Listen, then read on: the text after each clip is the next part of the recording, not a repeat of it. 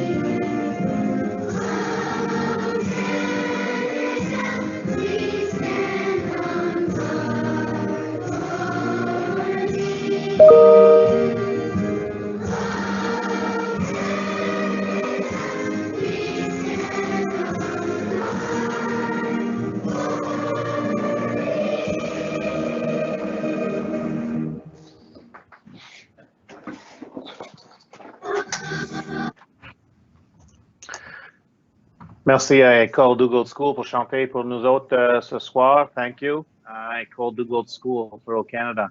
1.3 on our agenda is our treaty acknowledgement, and Trustee Harris is going to help us with that. Trustee Harris. We acknowledge the traditional land upon which Sunrise School Division resides as Treaty 1 territory. We honor our partnership with Canada's original peoples and respect the gifts of Indigenous history, culture, and language. We commit to moving forward in partnership with our communities in a spirit of collaboration and reconciliation. Thank you, Trustee Harris. 2.1, we need the adoption of the agenda. Be it resolved, the board approve the agenda. I need a mover and a seconder. Moved by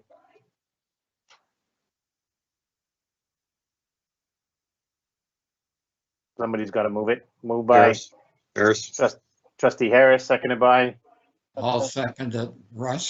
By Trustee Reed, thank you. Any questions to the agenda? Seeing none, we'll vote.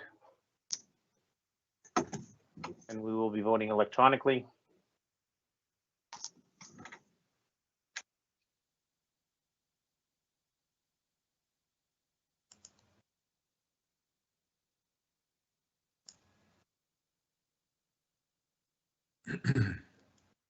And it passed 8-1. Thank you.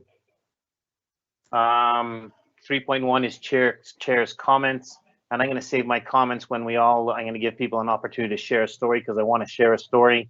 So I'm going to open to 3.2. Anybody want to share a story about anything going on in their schools? Trustee Inslee, Go ahead. I will let Trustee Duma probably carry on with this story. We were both invited by Principal Danica to Oakbank Elementary School this morning. The RM of Springfield have built some snow banks so that the kids can actually go tobogganing in their recess. And RS Danica invited myself and Diane today just to observe the recess and how well orchestrated it was, and it was just a pleasure just to go and see how much fun the kids were having, how organized and structured it was. And then we were given a tour of inside the school. And Trustee Duma, I don't know if you want to carry on with the story, just to share the thoughts on our little tour inside. Sure, I'll carry on a little bit. Actually, it was very enjoyable. We got to meet with some teachers and speak to some resource teachers and team leader about their literacy programs. Interesting, we did have a tour of the library, and we met the librarian where they have created like a school bus trolley loaded with books, and they go from, instead of the students coming into the library, the librarian goes to the classrooms with her trolley of books, and it's very nicely decorated. I actually took a picture of it. I'm sorry, but I didn't have time to upload the picture. And it's a trolley and goes from classroom to classroom so kids can borrow books. So it was a very interesting time that we spent in the school. I think we learned a lot about the school and saw things that were happening. There was exciting student work on the walls. There was just quite amazing to watch all the things that were going on there, and so it was very worthwhile. The other part I thought of interest is how there's a couple of classrooms that have now, that were not classrooms previously. They were used for resources and other items, but now they've been changed into classrooms, so the school is quite full. And noticing from the enrollment that we received from the superintendent, 577, the school is getting pretty big. So it was very worthwhile and very appreciated, the tour. Thanks, Trustee Inslee and Trustee Duma. Appreciate it. Anyone else?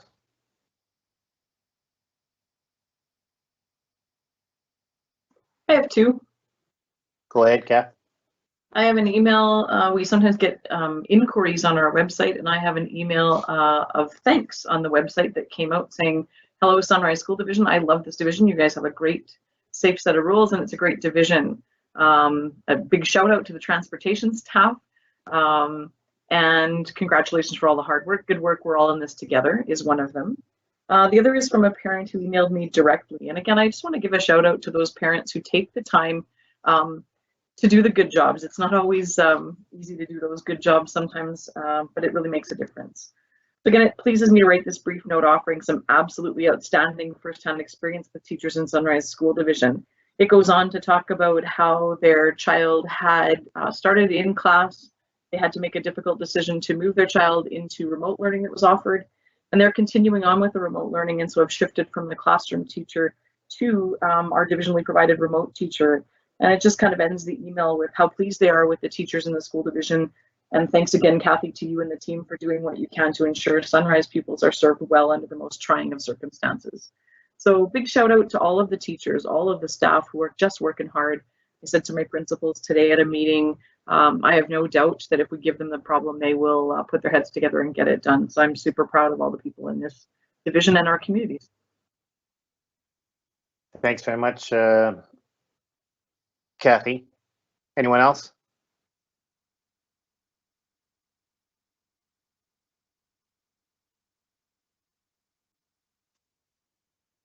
So I want to give a shout out to someone. I want to give a shout out to Principal Trevor Reed up at Park.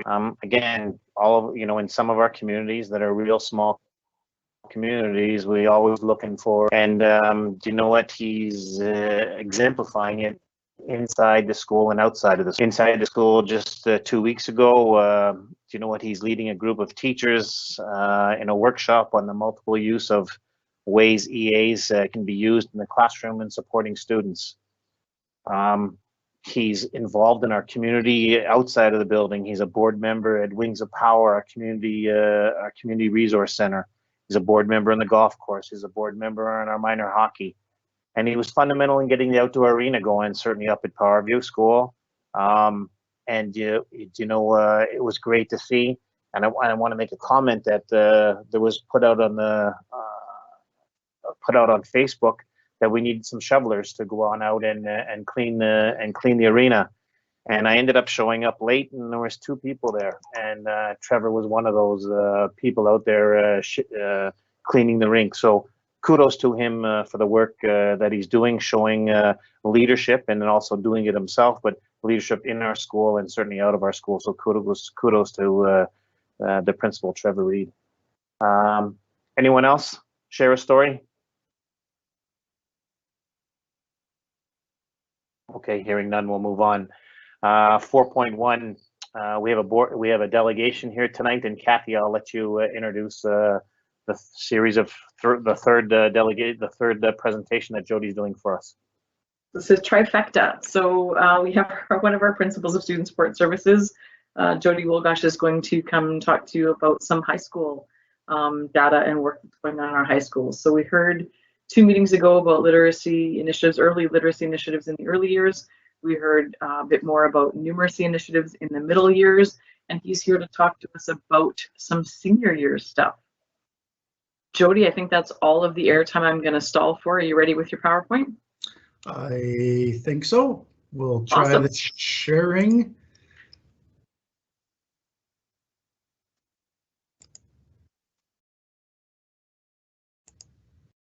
Okay. Awesome. Look, you go. Good job.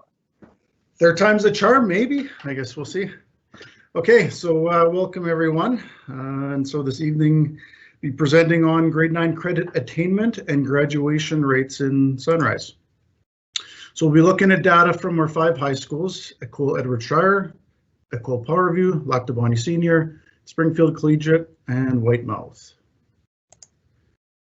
So we'll start with a follow-up from last time regarding the MRLC data that was presented for the grade 6 students. This is our grade 9 student data, and you can see that there's continual increase in scores with a substantial increase in statistics and probability, in particular with an 18% jump. It's clear, however, that there's still plenty of room to grow in all 4 strands, especially in shape and space, as well as patterns and relations, as we had discussed in the previous presentation. So this slide shows both the grade 6 and grade 9 data, and I'll draw your attention to the yellow highlighted area. So if we can start at the bottom. So this group is their grade 6s from 2016, and this is the same group of students that are in the top group that's highlighted in 2019, so same group of students. So this is really interesting data because it's the first time we've been able to compare the same group of students with this project. So starting with statistics and probability on the far right, we see a significant increase of 12% from 44% in grade 6 to 66% in grade 9.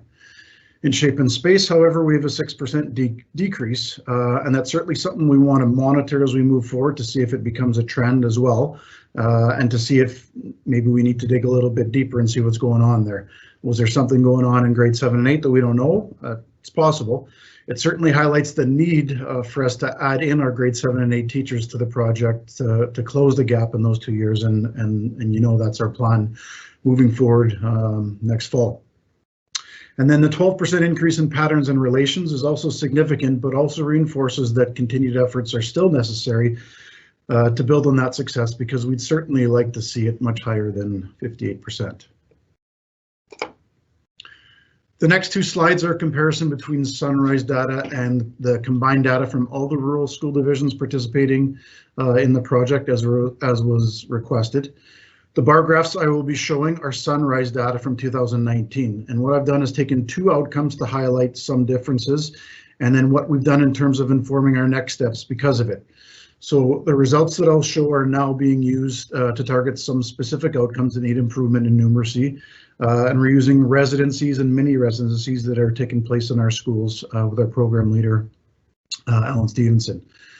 So to note, our focus is on our data. What does our data tell us? And we might look at all the divisional data to see if we're an outlier and maybe we need to revise our approach, or maybe one of the divisions is nailing an outcome and we'd want to know what they're doing and see if that can apply to us.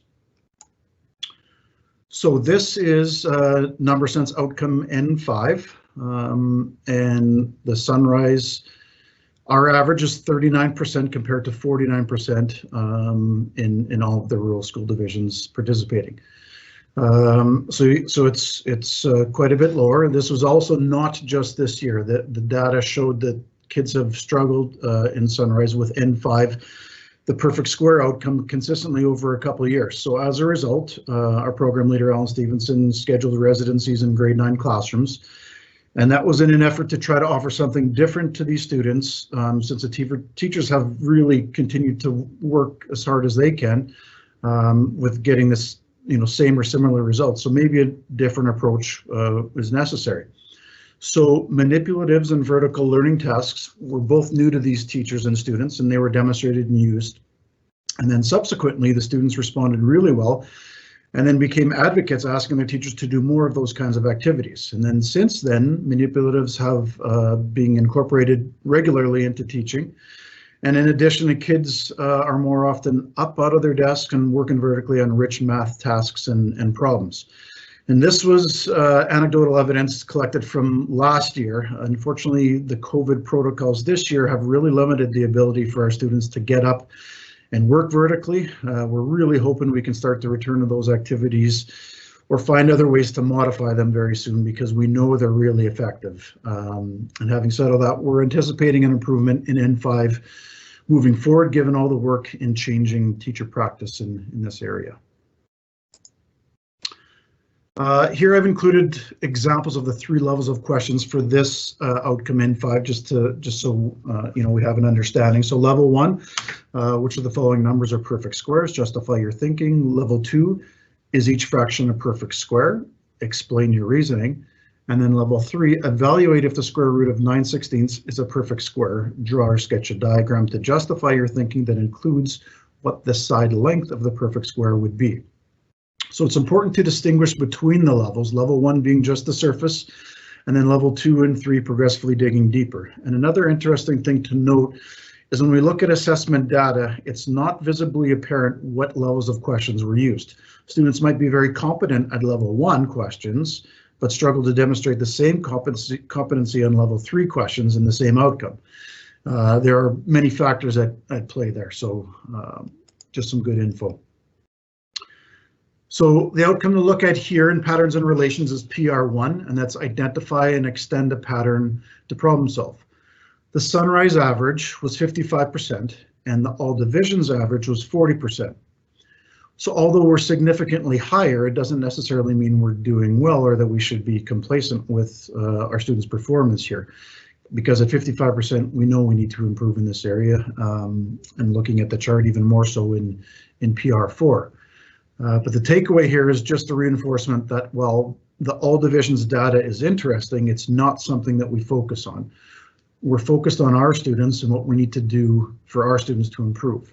Where are they when they start? Figuring out where they need to be, what we need to do to be successful, and then implementing those things and seeing if they worked. We keep repeating that formative assessment cycle and adjusting as necessary.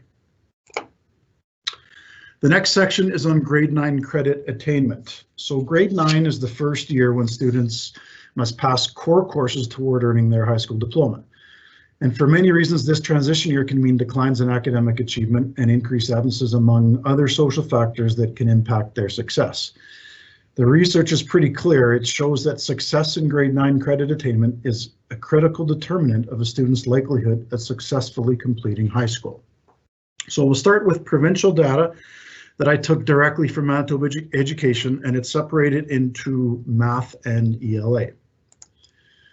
So this is the provincial math credit attainment starting in the year 2009 and 10. And it only goes up until 2016-17. That was all that was available for whatever reason. But it does show a rather static line of about 88% credit attainment provincially in grade 9 math. This is the provincial grade 9 ELA credit attainment, same span of years as the math. And it also does show, again, a rather static line, this time right around the 90% mark. So provincially, the credit attainment for the 2 core subjects is between 88 and 90%. And the next slide is the Sunrise data, and that is for all subjects in grade 9. So starting with the column on the left, we have the most current data, which is from the first semester. And it's important to note that those numbers will certainly increase because there are students who are currently working on credit recovery or may have already completed requirements for credit recovery for first semester courses since this data was retrieved because it was a couple weeks ago. And I'll explain a little bit more on credit recovery and that process on the next slide. As you move right, you can see that there's the 3 previous years, which are several points higher than the provincial average. And if our only metric was comparing to the provincial average, we could say, hey, we're great, nothing to change here. But again, we're focused on continual improvement for our students. And what are we doing that works? How can we get better? And that can change from year to year depending on the group of students, their different needs, and other factors affecting their performance. So these, the list here that I'll be showing on the screen are various interventions that schools have in place to support grade 9 credit attainment. So the first one, full year math courses. The content in grade 9 math is pretty substantial, and one of the ways that some of our schools address the needs of our students is to offer it as a full year course instead of having it semestered. This allows students more time to gain the necessary skills and also provide more opportunities for reach back so that the foundational skills necessary for future success in math courses become ingrained in the students' long-term memory. At-risk students identified in grade 8 offered a homework block. So excellent transition planning can identify students in grade 8 that we know will require interventions for them to be successful in grade 9. And one of those interventions is to actually schedule in a homework block for those students, where there's a teacher attached to provide support. And that direct teacher support is a necessary component in the effectiveness of this intervention, for sure. 4 courses is an option. Now for that homework period to work, not only does there need to be an adult there to provide necessary support, students need to be enrolled in only 4 courses. The best way to look at this intervention is, would we rather have a student take 5 full courses and only pass 3 of them because the demands of a full load were too much for them to handle? Or would we rather have a student only take 4 courses, have adult support when they require it, and be successful in attaining all 4 credits, all 4 courses? And the answer is the latter every time.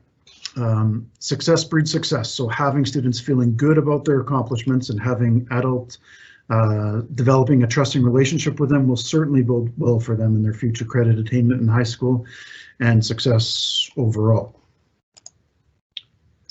Learning resource spaces created and staffing them. So it's important that there are appropriate learning spaces for students to go to be able to complete work and access adult help when they require it. And this can't just be a broom closet with a light switch. They need to allow for student movement in and out, as well as sightlines for appropriate adult supervision. Natural light and enough space to allow for COVID protocols are really important to help create a warm and welcoming atmosphere that is conducive to student learning. So using school-based decision-making dollars to purchase additional staffing to create smaller classes is another intervention that schools have been able to do. When timetabling, high school principals are acutely aware that when there's an opportunity to have smaller class sizes, they will try as much as possible for that to happen in grade 9, as opposed to maybe some later grades in high school, because they know the importance of grade 9 credit attainment and what that means for predicted future success in high school.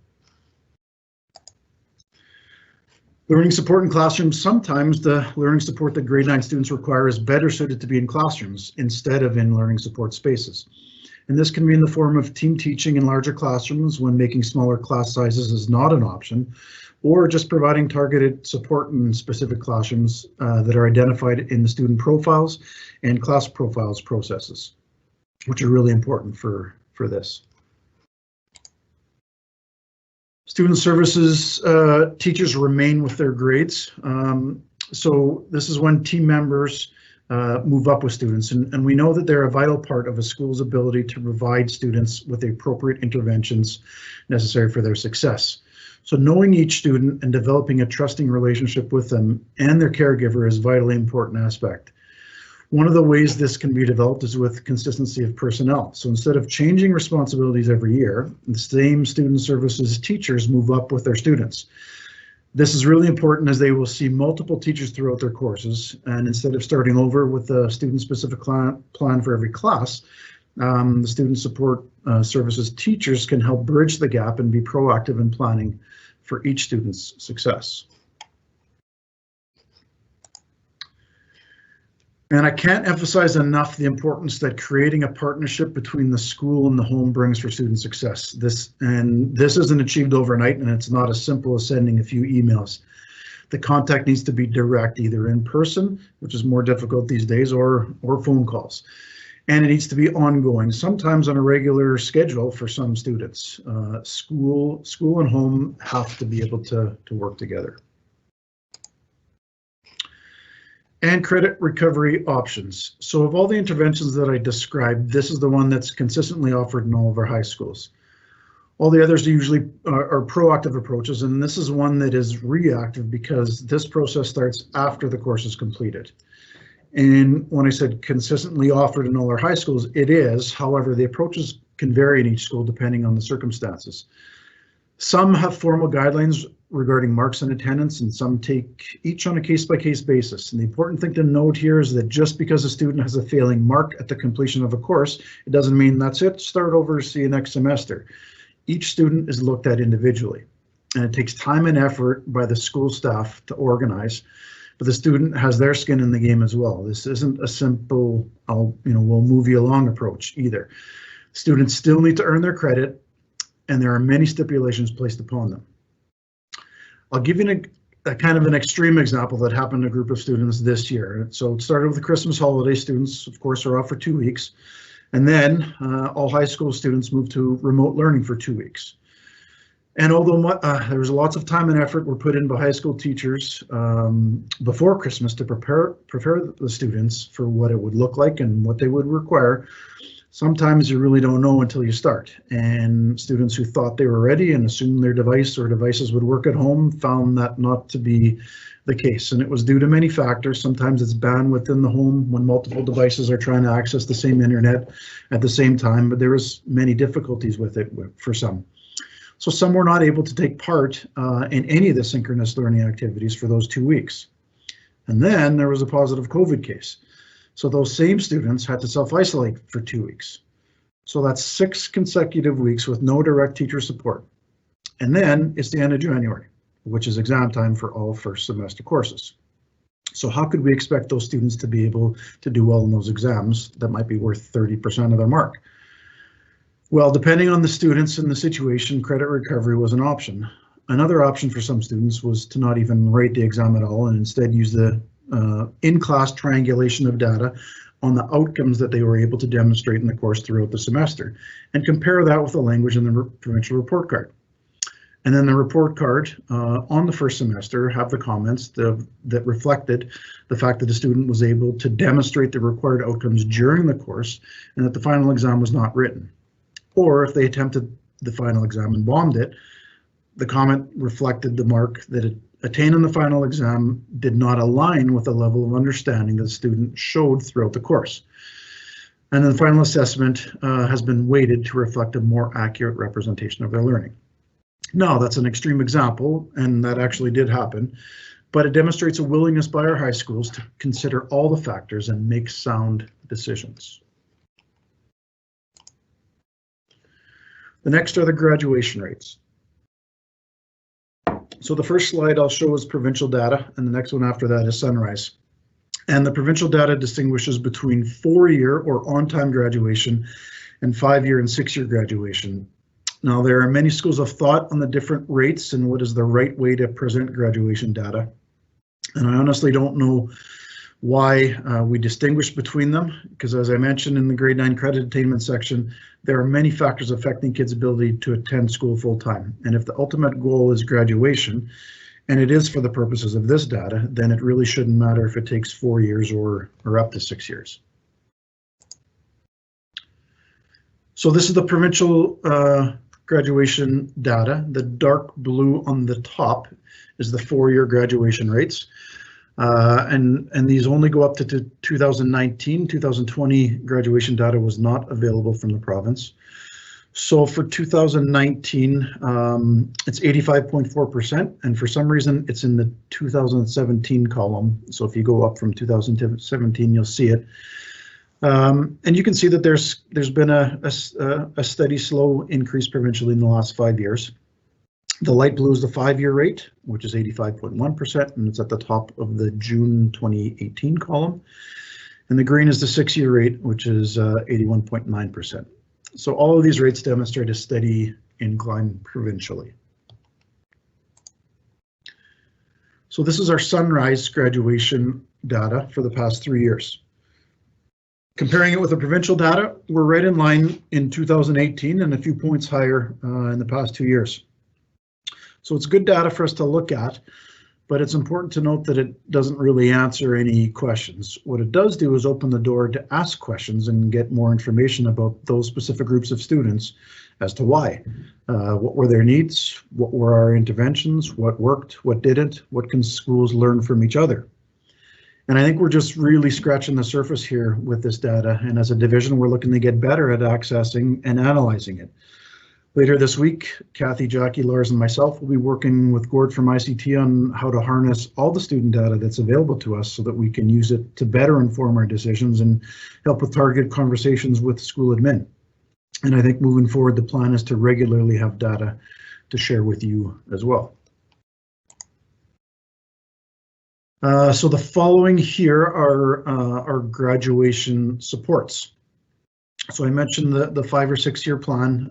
Sometimes it's necessary for students to take extra time to graduate, and the option is there for them.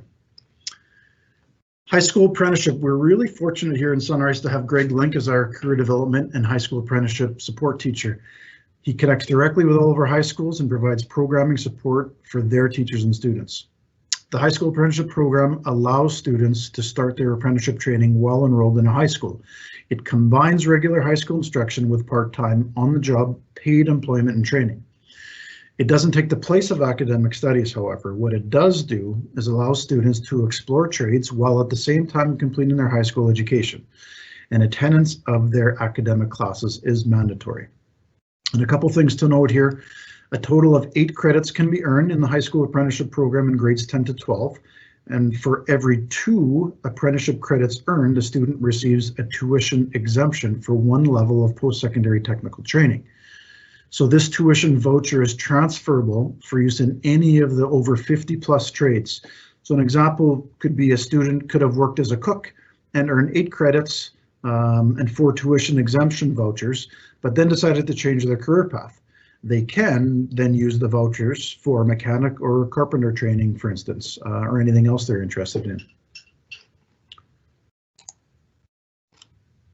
Credit recovery options, so I discussed that previously, and it's the same process for grade 12 as it is for grade 9. Alternative ed options, so Alt Ed provides students with off-campus and flexible learning options that are essentially just extensions of their high school. We have 4 off-site locations, 1 in each of Powerview, Lactabonny, Beausejour, and Oakbank, as well as a 0.25 FTE staffing for Whitemouth School. These are staffed with Sunrise teachers and support staff, and students engage in regular programming with provincial expectations for outcomes and regular attendance. There are many different reasons why this setting might be better suited for some students and their needs, and our divisional student services team led by Jackie and Lars work closely with all of our high schools to ensure that there is high quality programming that meets the diverse learning needs of our students. And it's really a great example of how our student support services work together with instructional support in Sunrise.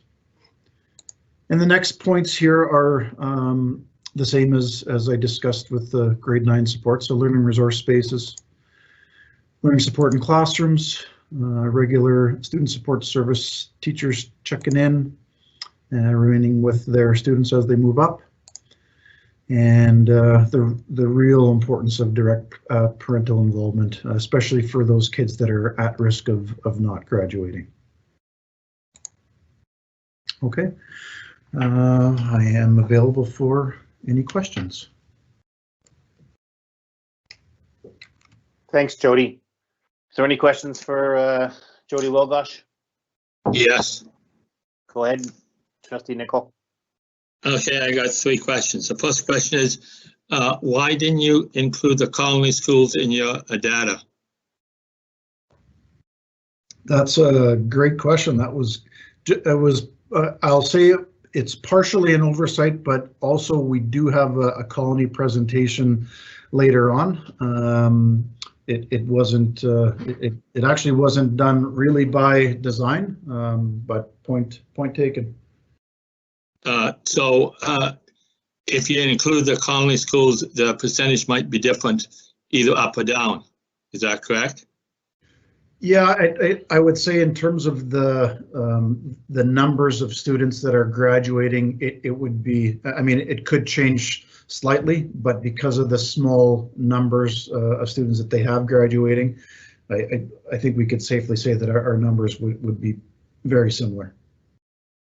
Okay, the next question, when you talk about full math courses, does that mean that you had it for the whole year every second day, or are you having math every day?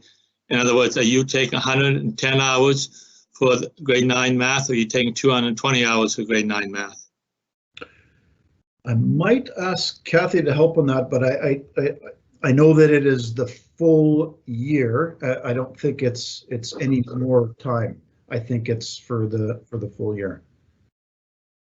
So it is for the full year, and it's an everyday course. So it is double time for 1 credit in grade 9 in some schools. Some schools do time and a half, and they have that flexibility in their timetable to sort of say, okay, is that something that we can do and still offer the rest of our courses?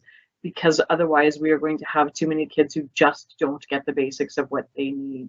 Again, the 110 guideline from the province kind of isn't the all-knowing that it used to be. It's more about meeting the outcomes and making sure that we're preparing kids to head on from there. So some of our schools do double time for 1 credit. Okay, thanks. The next question I got on the slide, it says 4 courses are option, 5 courses are full load. I'm not quite sure what that means, because as far as I know, you in grade 9 you need 8 credits as a full load, because you need 30 credits, so you should be going 8, 9, 8, 10, 7, 11, and 7, 12. So I don't know what you mean by 5 courses a full load. Is that just a semester, or does it mean for the whole year?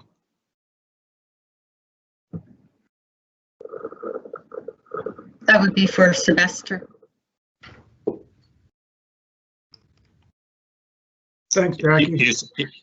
You're saying that's for a semester, but a full load for the people, like, if you're showing this to the public, and that's what we're doing, if you're showing it to Whitemouth, they can't get any more than 4 credits in a semester. So when you say 5 courses of full load, that kind of puts a different spin on what parents are looking at, because in Whitemouth you can't get 5 courses, you can only get 4. Yeah, and one of the difficulties is that our timetables are different. So Powerview, Lactabonny, and Whitemouth, you're right, Dawn. There are 8 possible places to take courses in those 3 high schools. In Edward Schreyer, there are 10 possible spots. And in SCI for this year, there are 9, and there will soon be 10 for them to take courses as well. So those are always things that we look at. I mean, I love that you have those questions, because Jody said in his presentation that we used to use data to sort of prove our point, but they really should be to ask more questions and to dig into stuff. So thanks for those.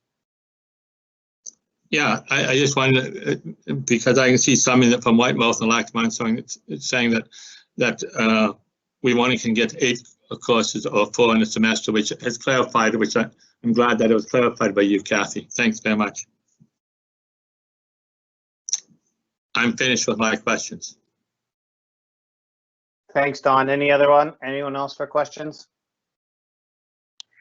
Trustee Duma, I just had 2 questions, and I know that Don touched on that. So you're saying that math is offered all year in all of the high schools, was the first question. And then the second question was, how many students are taking apprenticeship programs? Like, how many students are involved in that?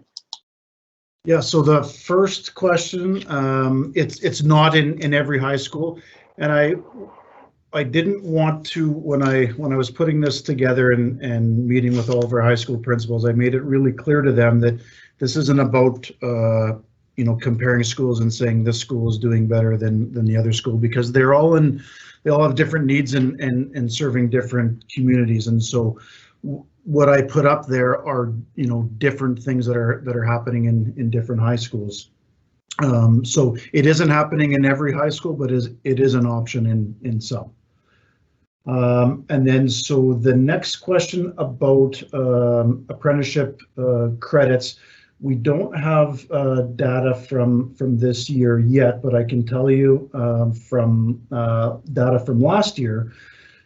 In total, there was a total of 576 career development credits that were granted, and of those credits, 117 were high school apprenticeship credits.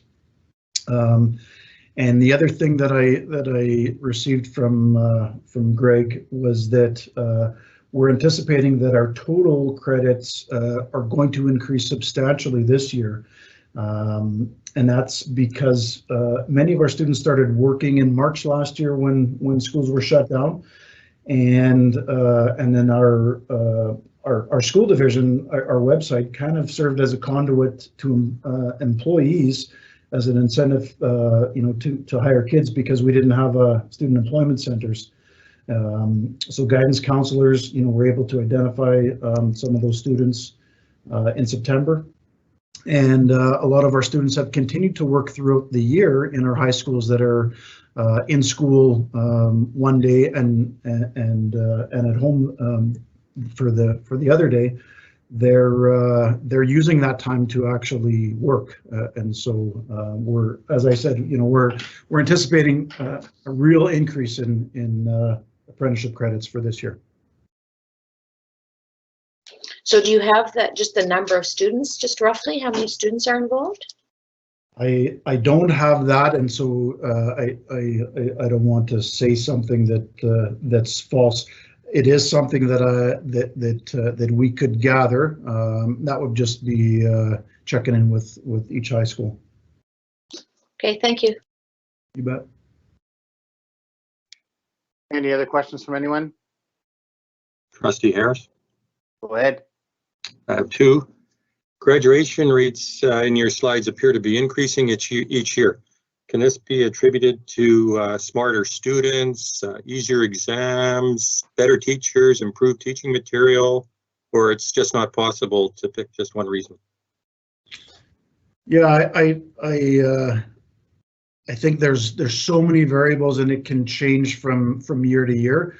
The one thing I think it's important that we highlight is that everybody is on the same page in the high schools in doing their best to do what they need to do to help students attain the graduation, the credits they need for graduation.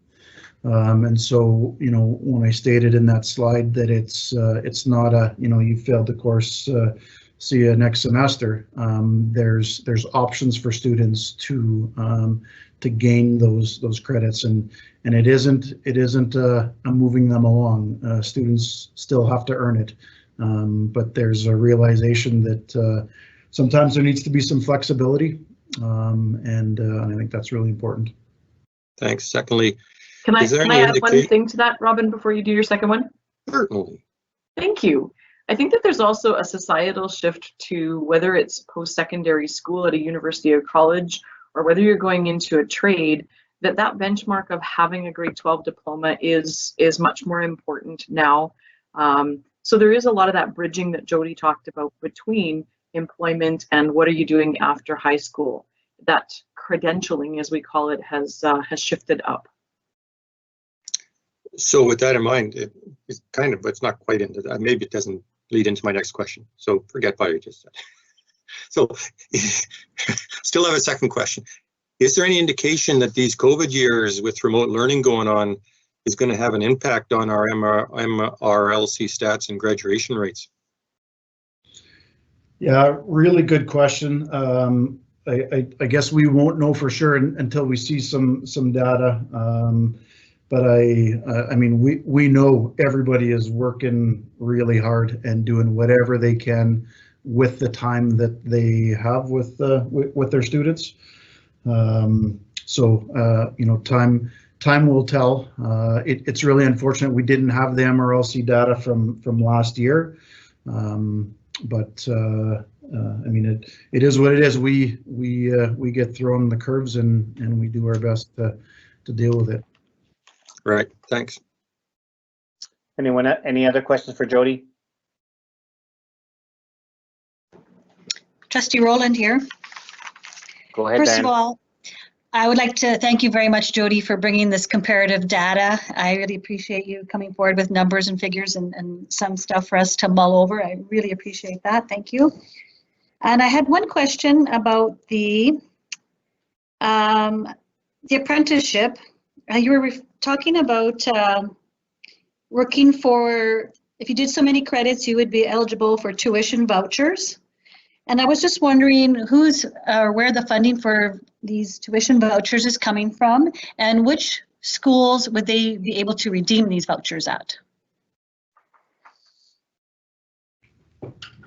I'm not sure that it has anything to do with funding. And again, I'm not going to make something up that I don't know. So this is, you know, this position is new for me. So there's a whole bunch of things for me to learn, and quite the learning curve for me. And so this, you know, career development and apprenticeship is new to me, and I'm really enjoying learning as I go here. So I'm not sure, and I'm not sure if Kathy or Jackie know more, because they were both involved in an apprenticeship as high school principals. But I would say that you know, where they can, you know, the students can be using those would be any of the post-secondary institutions that have the trades with them. Okay, thank you very much, Jody. That's all my questions. Anyone else? All right, Jody, thanks on behalf of the board for the presentation tonight. Again, for the work that you're putting in, we appreciate it. Thank you. All right, have a great night. Have a good one. We're going to move on to 5.1, minutes of February the 16th. Be it resolved that the board adopt the February 16th minutes. I need a mover and a seconder. Moved by Pachkowski. Pachikowski, seconded by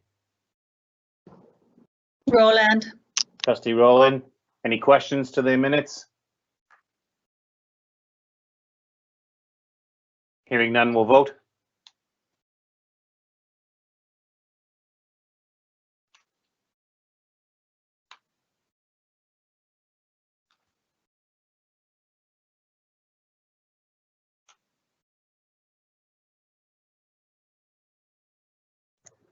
Sorry, just one moment. I'm just having some technical difficulties.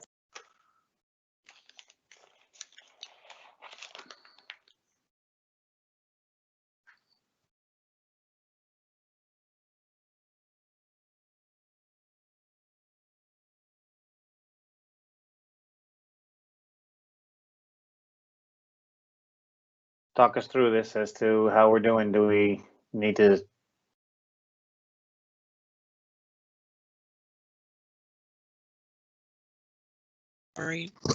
Sorry, just some technical difficulties. Just 1 minute, please.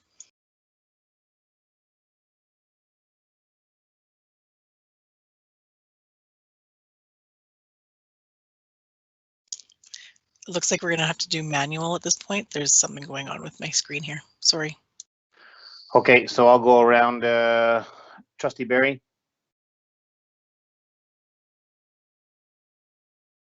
Trustee Barry, we're going to vote manually. So on the minutes, what do you say? I'll abstain because I wasn't present for the minutes. Okay, Don Nickel, Yes. Robin, Yes. Van Roland, Yes. Karen Inslee, No. Russ Reed,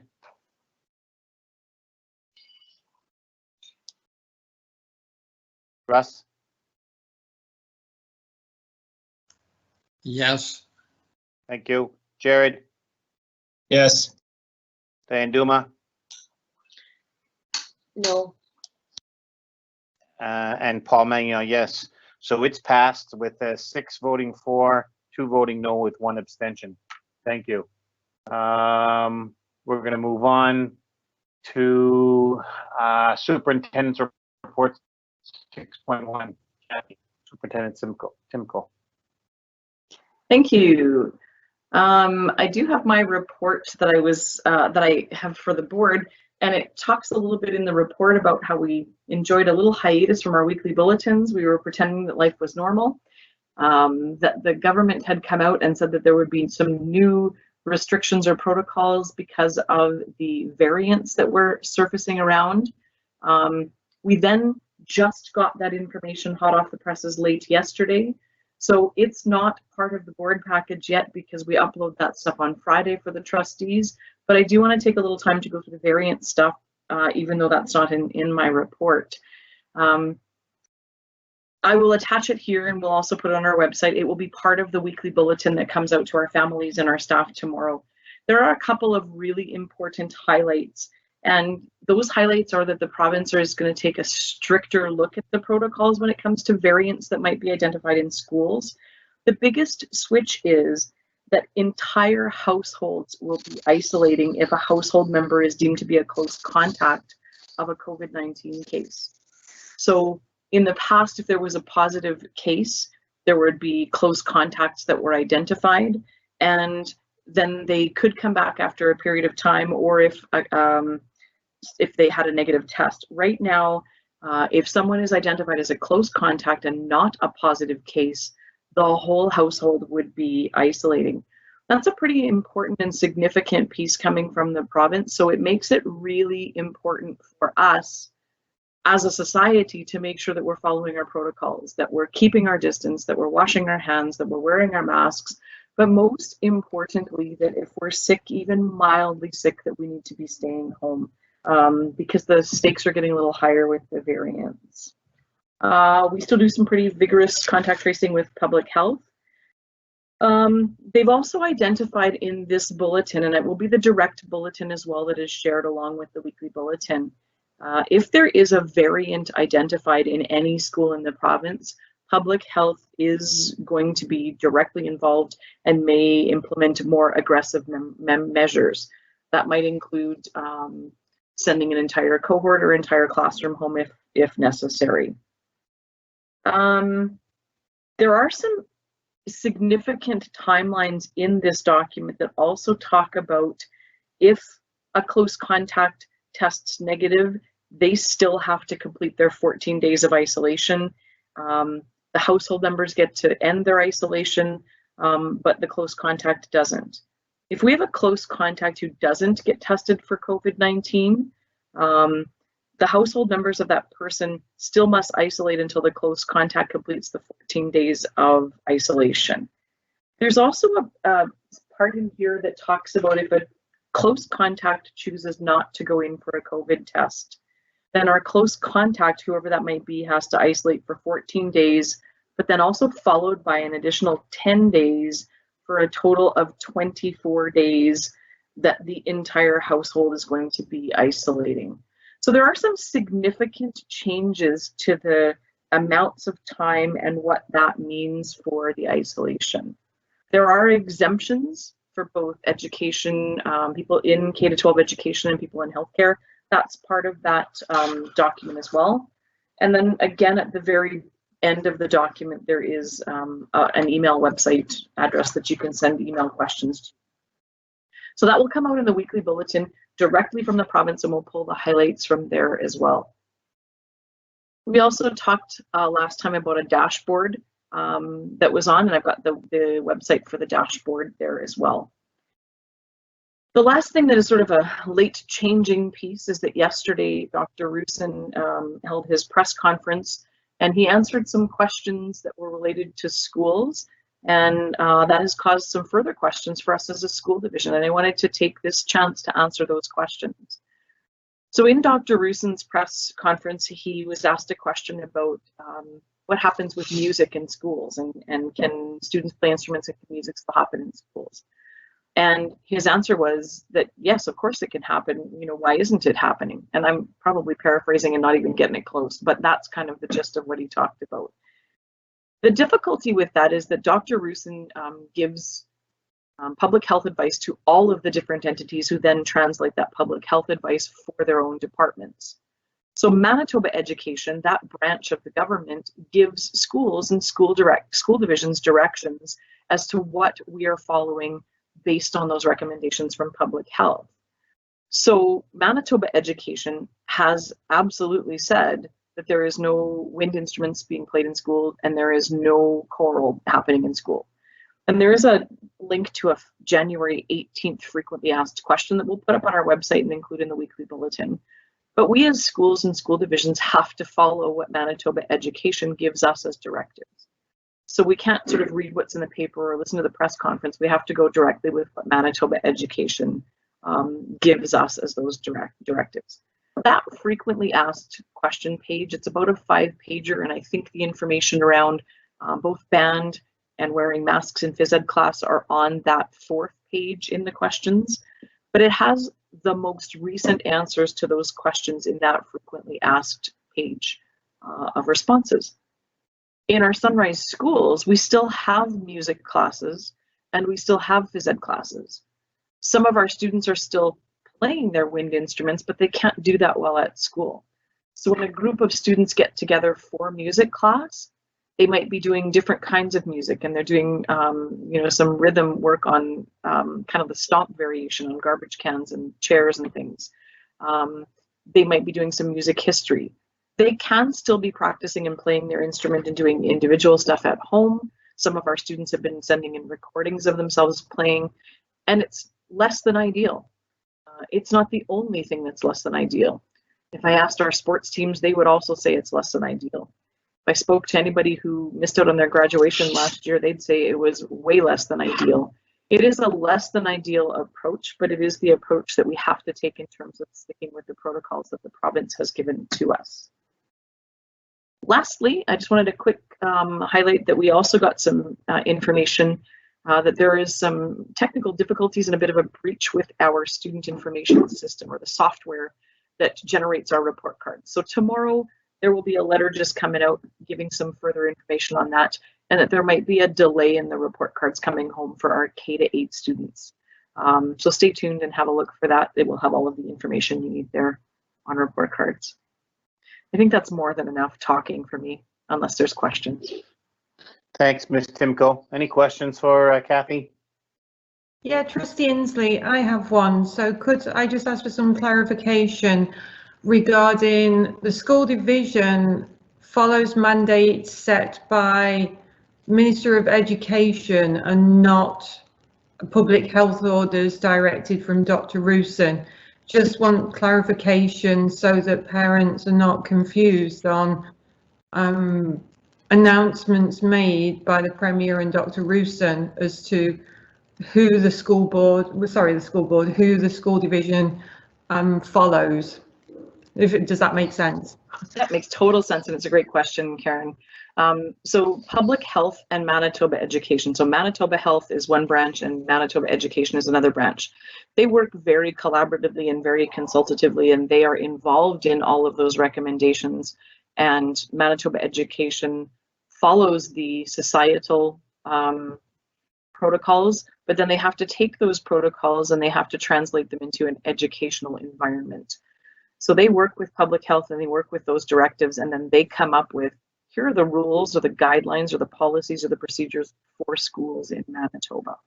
So it is Manitoba Education, that branch of the government that looks after what happens in schools, for sure. Okay, thank you. I think that makes sense. Anyone else? Thanks, Kathy. We're going to move on to 7.1 Secretary Treasurer's Report. Mr. Carlton. Thanks, Mr. Chair. Sorry, talking over you. Just want to mention before I get in quickly onto my report, Stacy's working diligently in the background. We are having some issues with ESP. Thanks, Trustee Duma. You sent the same sort of glitch that Stacy and I were experiencing. So it looks like it should be working now. So if you all refresh your screens, I'm hopeful when we get into action items where we need to vote that it will allow us to do so. But it was a weird glitch. It was taking us back to an agenda item from 2014 for some reason. So very strange, but it looks like it's working now. So thanks, Paul.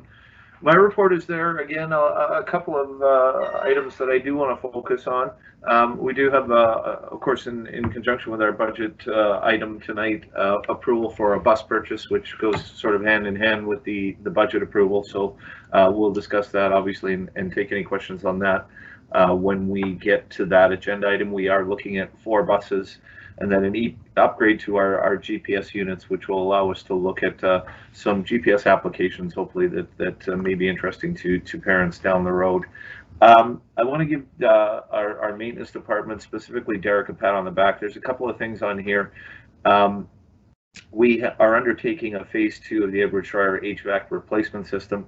There was a chunk of those costs that we didn't feel that the province was going to cover as part of the capital improvement plan, namely some LED light fixtures and some ceiling tiles. And after some discussion with the province, they've agreed that those are integral to the project, so they now will be covering those. So for those of you who have been sort of watching our capital D list, which is a priority list that fluctuates as Derek goes through it, there's about $300,000 on that list that now can be removed. So excellent job, Derek. The province is also looking at reviewing HVAC system at SCI in conjunction again with that project of replacement of the external wall and roof. We want to make sure that the HVAC is efficient before we go ahead and replace the insulation value of the roof and wall. So again, Derek negotiated that. And kind of the third piece that Kathy and I were laughing about last Monday, it's that time of the year. We were both on our way home at about 5 o'clock when the roof at the old bus garage in Oakbank started to leak like a sieve. We got a call from one of the bus drivers, so we zipped over there, and I'm giving Derek a lot of kudos tonight. But I have to tell you, Kathy and I got there and sort of assessed the situation and got a hold of Derek, and he had roofing people out there, and he had the leak repaired within 2 hours. So fantastic. It's kind of a weird year. We've got furniture removed from some of our facilities to allow for better social distancing, and it's being stored in that garage. So we wanted to make sure we got that leak fixed as quickly as possible so that no furniture got damaged by that leak. So again, Derek's had a good couple of weeks. Good job, Derek. We'll be starting soon in terms of finance with our new audit group. Looking forward to having a conversation with the folks at MMP, and we'll get them geared up and ready to go for audit this summer. We're also, I'll raise this, obviously, don't want to out anybody or name any names. We do have one gentleman in our finance department who's on extended sick leave, so hopefully he gets better soon, and great job for everybody else for picking up the slack. It's probably not the worst time in the world. We're kind of in between audit season and then startup in the fall when everybody's going crazy. So we're able to sort of distribute and make sure we get the work done, but excellent job by the rest of the finance staff. And then the final piece is I've been talking a bit to our senior electoral officer about preparing an update again for the board and getting in front of the board with a plan going forward. I did speak to her late last week. She wouldn't have had time to get something ready for this meeting, but she has committed to getting it on the agenda for the 16th and at least getting in something in writing, and hopefully if the board wishes, taking the opportunity to present that to the board. That's it. That's all for me, and unless there are any questions. Thanks, Scott. Any questions for Scott from trustees? Trustee Duma has a question. Go ahead. Whatever happened to the MOU that was being worked on that the province had recommended and MSBA had recommended? It's still in process. We've been going back and forth with the Teachers Association a little bit to get the wording exactly right. Jason, our HR director, has been working on that with Cole. So I'm actually not sure. I'm going to have an update. Yeah, the last update I got was yesterday. They were just waiting on Cole's response to tweaking some of the language, and we should get that going any day now. And just a secondary question, there was a motion about having information on electric cars, engines, way back when. Was there any follow-up on that? Do we have anything on that? Not recently. We've looked at it a couple of times. Unfortunately, you know, it's in a situation where the cost of the equipment is still pretty substantial. You know, what we're looking at about $130,000 for gas or diesel bus. The electric buses were about $250,000. Now, of course, those capital costs are offset by much lower operating costs, but it was still in an area where it was not quite worthwhile. So it might be interesting to see if those prices are coming down a little bit. Yeah, I guess my question was related to the motion that was made by the board for just something to come back. I'm not saying I'm in favor of it or not in favor of it, but I think there was a request for a report to the board. Anyways, I'll follow up with that.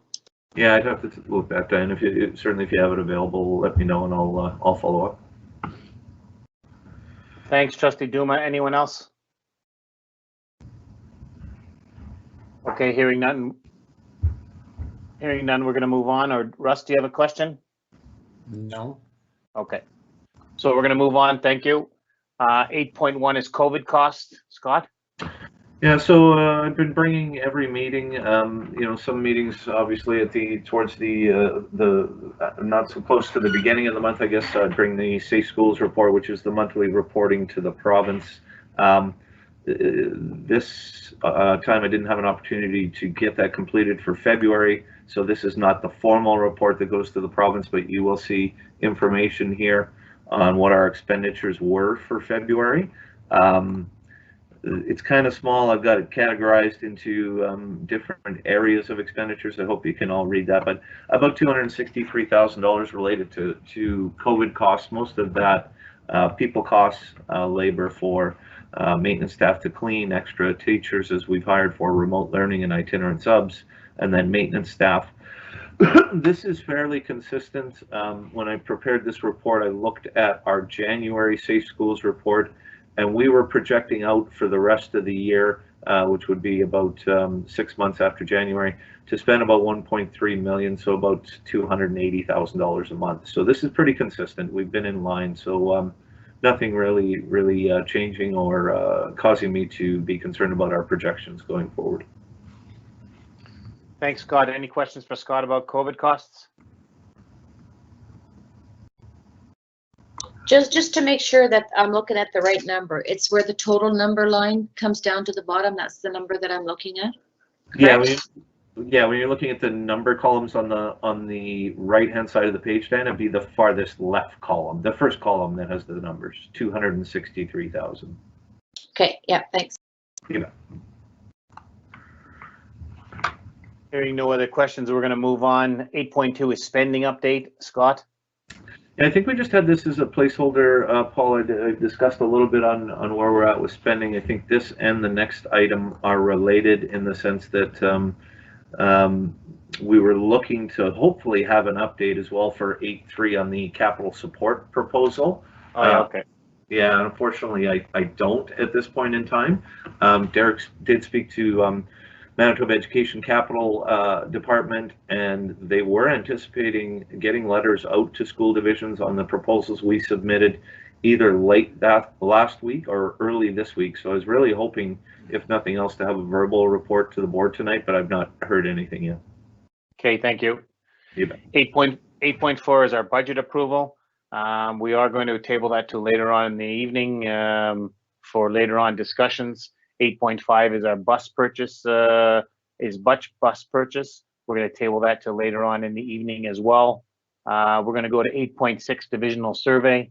Be it resolved that the Board of Trustees approve the distribution of 2 surveys, one going to Sunrise employees and the other to the parents throughout the division. The surveys are aimed at collecting information to assist in the development of the board's strategic plan. I'm looking for a mover and a seconder for those surveys. Trustee Duma, I'll move it. Thank you. And? Pachkowski seconds. Pachkowski second. Any questions to the surveys? As trustees, we've talked about this. Pachkowski. Go ahead. Just a quick comment that I'll be working with, I still got to touch base with Superintendent Timko, but I'll be working with her and her staff to coordinate getting it out. Thank you. We'll also be sending some information out, and we probably will be also sending a center voice message out to explain it to the public as well. Any question to this? Trustee Duma, I think this is a great idea. I'm in support of it, and we do have the surveys put together. The question is, will those survey questions be made available and public on the website? And the other question is, do you think there would be an opportunity for anybody from the public who might be interested in just replying to them at all, if there's an opportunity for that? I think, Scott, we've always allowed. Go ahead. So yeah, I think those are great points, Dan, and I think if we can throw them on the website, I think that would be a great idea. I'm not sure about having public reply to it, if that would be an option. If it is, and if we can somehow create a link to the survey, then I think we'll go ahead and do that. And the second piece to that was even thoughts about maybe sharing our data that we get back with the public as well, or through the website as well. Those are all things that I'll have to meet with Kathy on this hopefully soon, and we can discuss, and we'll work to get that out fairly shortly. Dan, a good point is that not only do we want to hear from our parents and our students, we also want to be able to hear from the public to share some information with us. And so any way that we can get information from the public, that's something that Jared and Kathy can continue to work on. So good point on that. Anyone else? Stacy, can we vote electronically? It looks at this point like we can, so let's give it a shot, please. Okay, so I'll call a question. Go ahead and let's vote.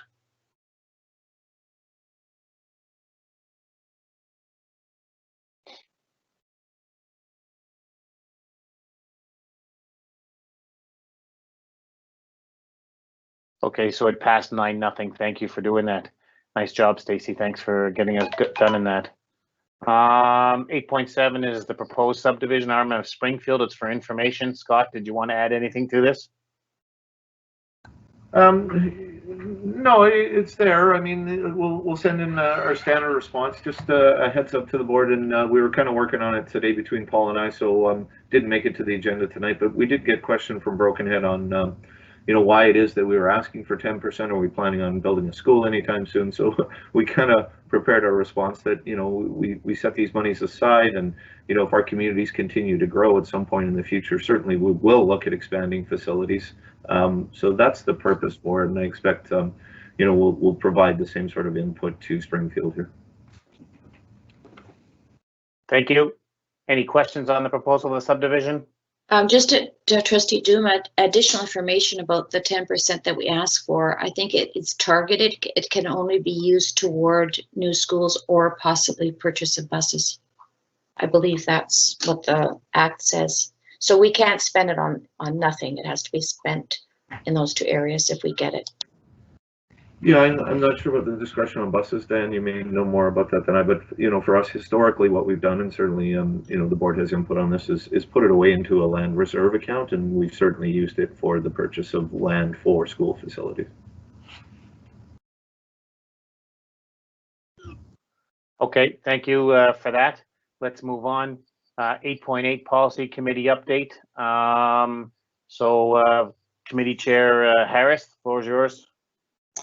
Policy has a meeting next week on Thursday, and we are continuing to look at requests made by the board for us to look at certain policies. Nothing else. Thanks. Thank you. Any questions for Chair Harris? Okay, we'll move on. Finance Committee 8.9. Chair Rowland. Just a minute. Just a minute. Go ahead. Can I make? Trustee Nickel. Yep. Yeah. Were you going to make? Trustee Harris, were you going to make an announcement about the demographical change in that policy from 7 to 5 in the public? We haven't posted those documents on the website yet, so the public wouldn't have seen the typographical error. Okay, thanks.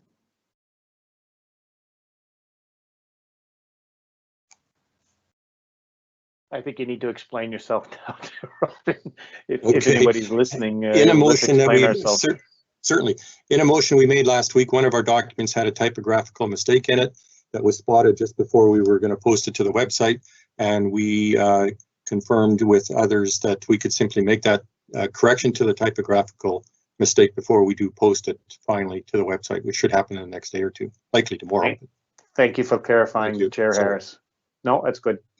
And thanks, Don, for bringing that up. I just wanted to make sure that it was clear on that. Thanks. Okay, Finance Committee 8.9, Chair Rowland. Nothing to update except for we have a check register to go through. Okay, so be it resolved that the board receive the January 2021 check register with the amount of checks issued at $3,384,604.12, reviewed on February the 24th by the Finance Committee for information. So moved by Trustee Rowland. Are you going to move this, Diane? Sorry, yes, I will. Okay, seconder. Trustee Duma, I'll second it. Trustee Duma, thank you. Any questions to this? Hearing none, we'll vote.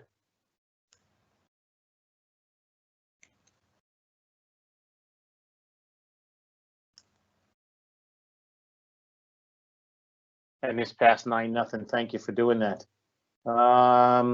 We had the ad hoc committee minutes and a report, so I'm going to turn it over to the chair. Trustee Duma, you chaired this. Is there anything that you wanted to add to this? Just if you read through the ad hoc committee, halfway through the first page, there's a printing at the top that says agreed to the following for the board minutes. So those were sort of items listed in point form that the committee agreed to. Fairly okay. And then the second one was for discussion with the board, where as a committee we really didn't have full agreement on everything. These were just ideas that came out of the committee. So the first part is what we agreed to and how minutes would look like. And some basic things that we looked at were the template agenda that we're presently using. We all felt pretty good about the template that we were using, and we thought it was a good one to use.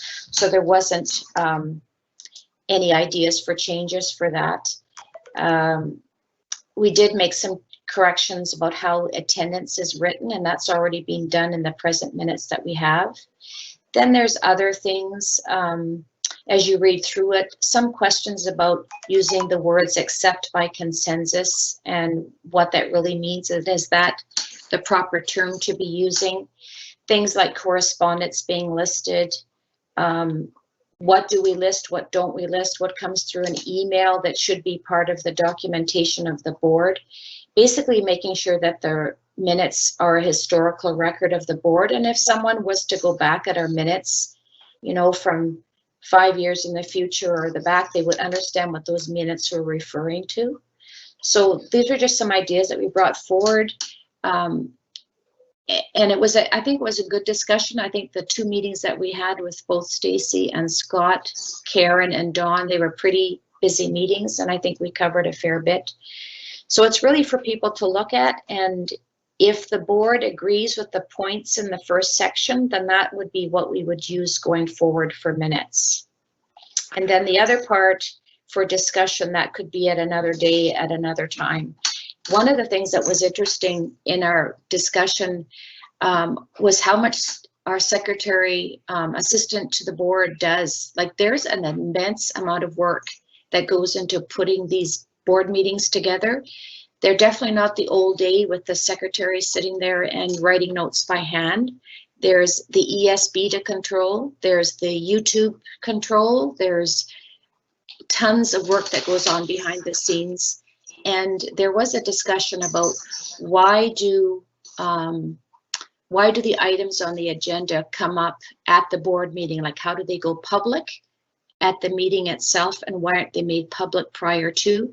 So a lot of it is the mechanics of doing ESB. So there was a discussion about, is there any way we could have everything be public already on the Monday, so that when people came on Tuesday, the public portion would already have been available to them. So that was something that we talked about as possibly trying to do, which would be different from what we do now.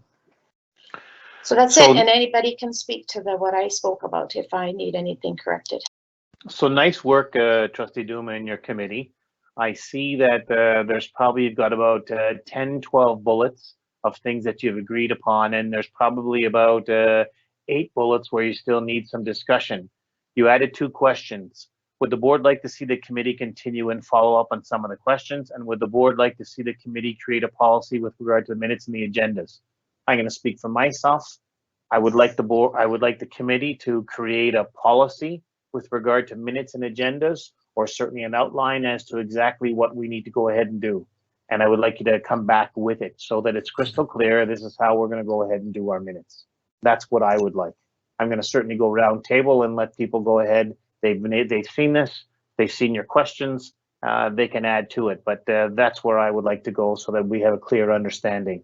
So I'm going to use Don, Trustee Nicol. Yeah, I definitely think that we could have a very clear policy so we know exactly. Okay, Trustee Reed. It sounds like the committee has done very well. I'd like to see them continue. Thank you. Trustee Rowland. I'm in favor of them coming with a policy. Thank you. Trustee Harris. I'm afraid I have some concerns about the report we received. The report starts out okay, but then it goes past what the target was, I think. Based on the motion that we had at our January 19th board meeting, which I read in part, that that committee would develop a format for meeting minutes. In the ensuing discussion, it was my understanding that that was the only purpose of the committee, was to develop a format for the meeting minutes. Unfortunately, this report went well beyond that, and certainly well outside the scope of the motion that I agreed to. The report does start out with the purpose of the committee, which is correct. However, I think most of the items that appear under the heading for discussion with the board are not a part of that mandate that was given to the subcommittee and should not have been discussed by the subcommittee unless they came back to us and asked for their scope to be enlarged. I'm disappointed that the information is there. And I would say no to those 2 questions that they had. I don't think they should have discussed any of that stuff without coming back to the board and saying we want to talk more than just the format for meeting minutes. Thanks. Okay. Trustee Barry.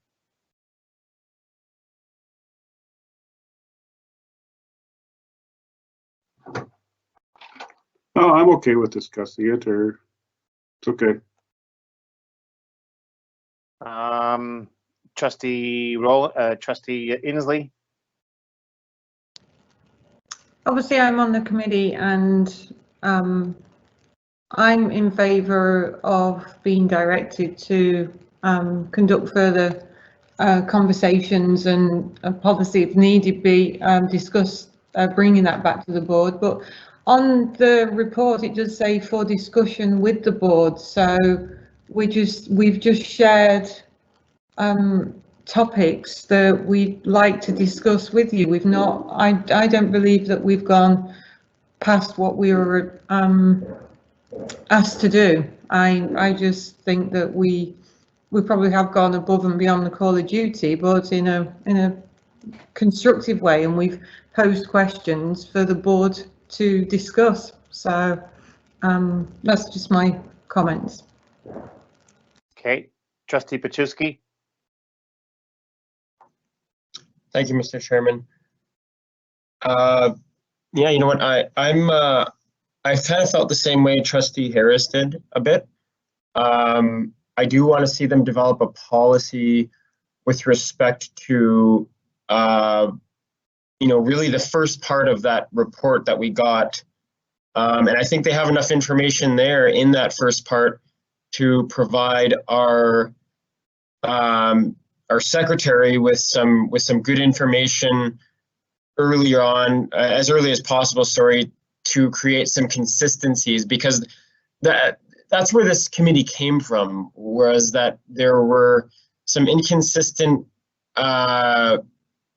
directives coming from individual trustees or the board as a whole, or lack thereof, and our secretary really didn't know where to go with the minutes. So I think they've done some really good work in getting there, and I think the board, I haven't heard anybody say they disagree with you know, a lot of the changes and recommendations in that first part of that report. And I think I commend them for that. And I think they've done a fantastic job in that regard. I think really from my perspective, the only thing that's missing is just the policy piece to that. And I think, you know, we didn't provide them the direction to come back with a policy. So I think we're doing that now, which is a good thing.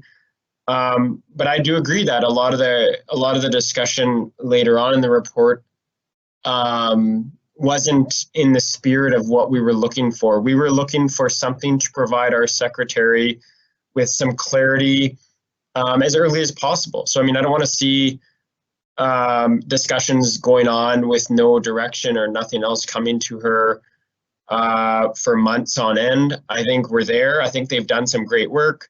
Let's cap it off with a policy, and let's get it to our secretary. Let's get it in our policy manual and kind of go from there. And I mean, if we have some discussions we want to have going forward as a board to maybe change that, I mean, we can always look and update our policy. That's something we can work on in the future.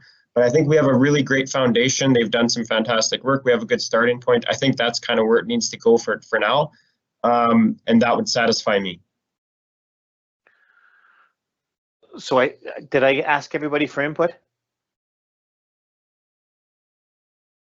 Okay, so I do think that when the purpose of the committee that's listed here is to review the minutes of the board with consideration to consistency, transparency, and clarity, and to make sure that we're very clear as to what we're asking someone to go ahead and do. Putting it in writing and putting it into a policy, I think, is a good idea. Here's what we're looking for to go ahead and do, so that we're there. So I think that that's what we are looking for. Would I like to see the committee create a policy? It sounded like the majority of us wanted to go ahead and do that. So I think that that's the direction that we're giving to the committee, is to meet again and to come up with a policy with regard to consistency and clarity with regard to minutes as to how things are going. Have I misinterpreted that from anybody?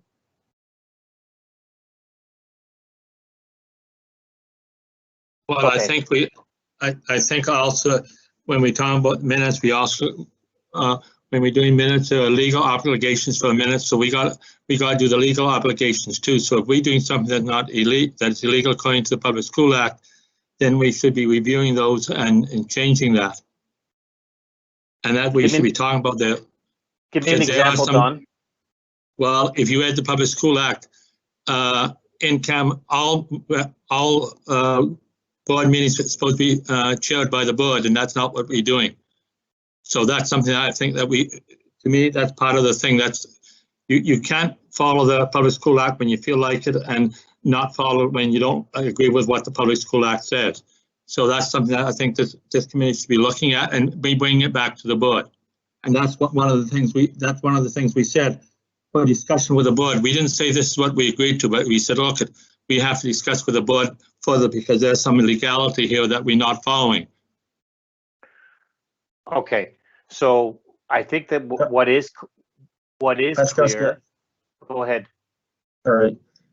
So I hear what Don's saying, but again, just to put it simply, that's not like we didn't create an ad hoc committee to address any issue that they felt was relative or needed to be addressed. Like that wasn't what the motion said.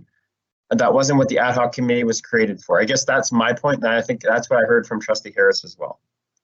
So they've done the work they've done the work that we've asked them to do.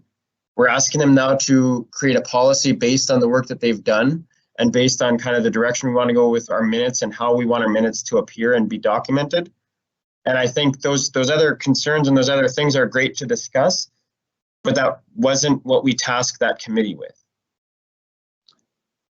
Well, that's where you and I differ, because I believe that when we ask to do a committee, when we ask to consistently and make it clarity, we have to deal with legality too. You can't do one without the other. You can't say, well, we're going to do this. We don't care what the legal responsibility of the committee is supposed to be doing.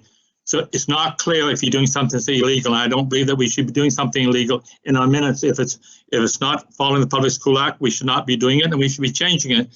And according to the policy, that says clarity. Clarity means it's very clear. This is what the minutes stand for, and everything we're doing in the minutes is legal.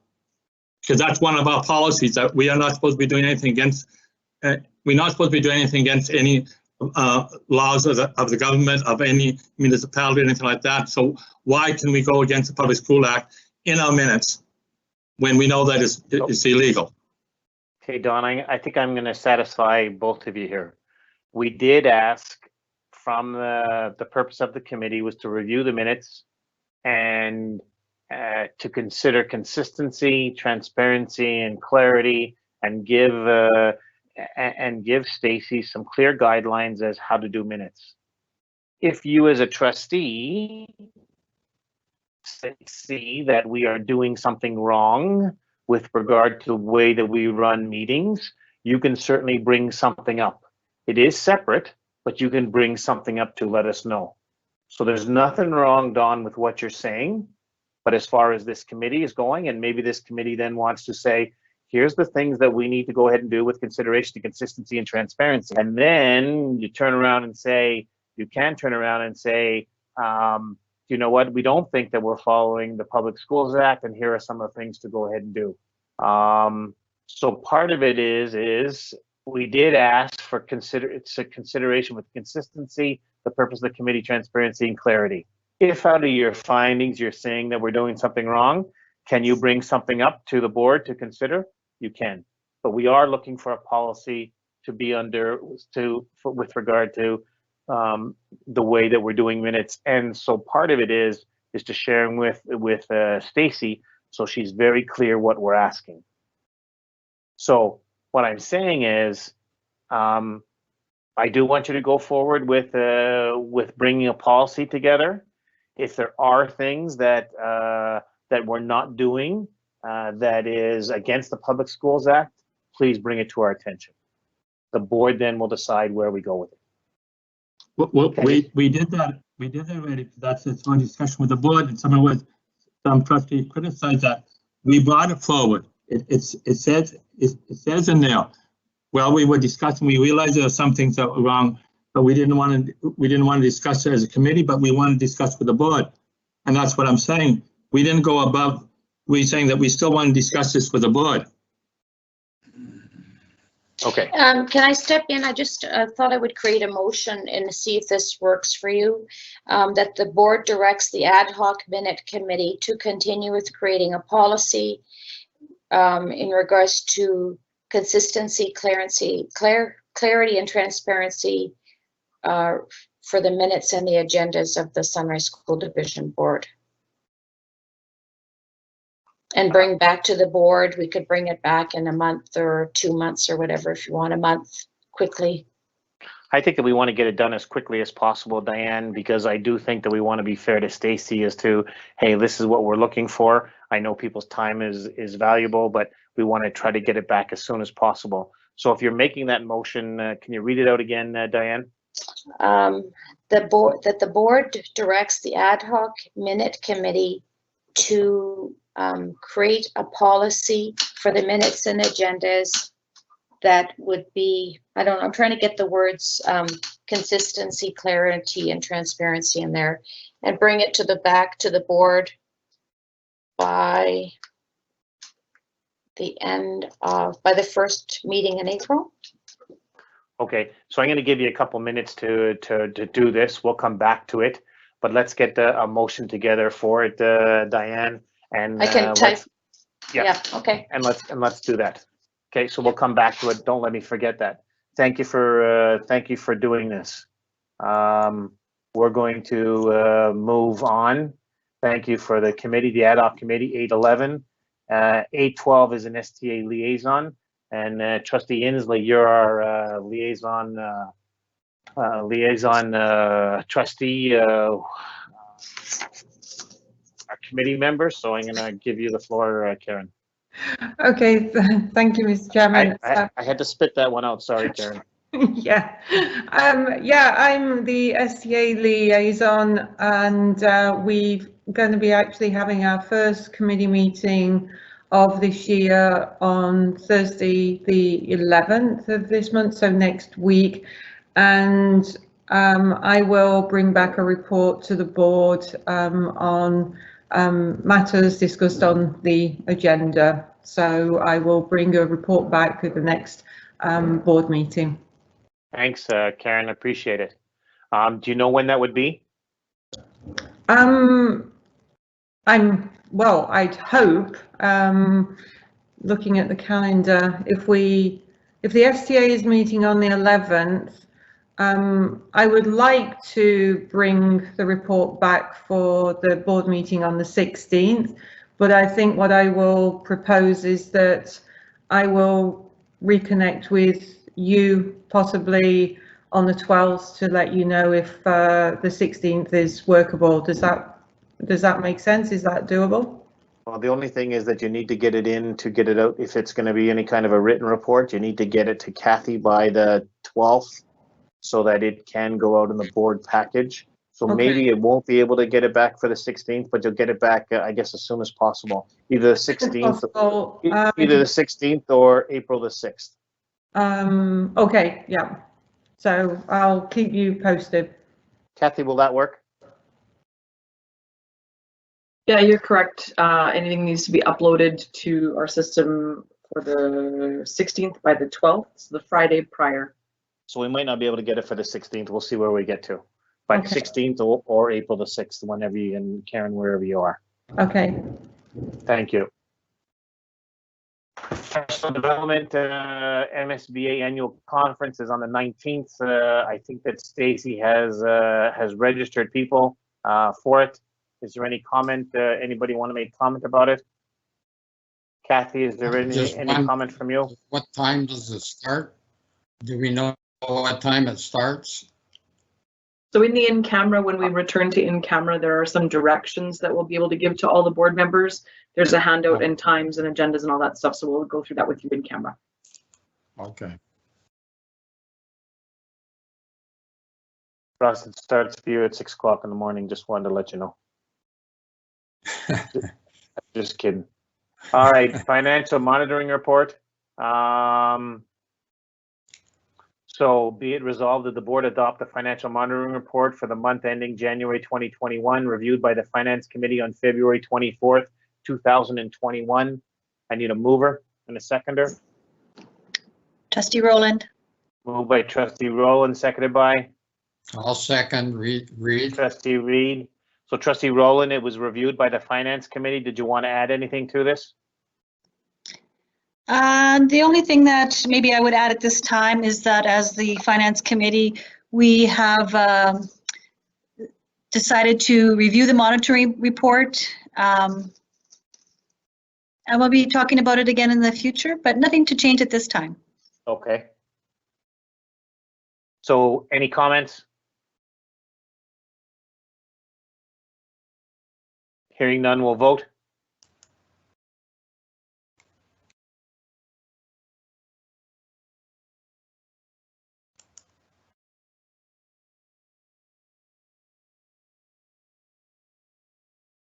So this is passed 7-2.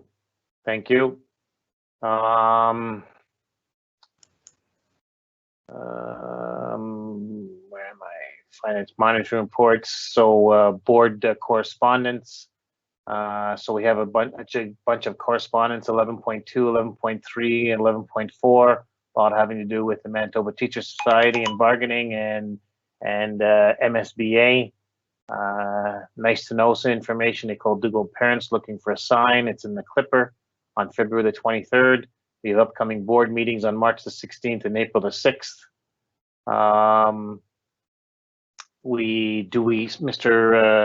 Mr. Carlton, do we have any questions from the public?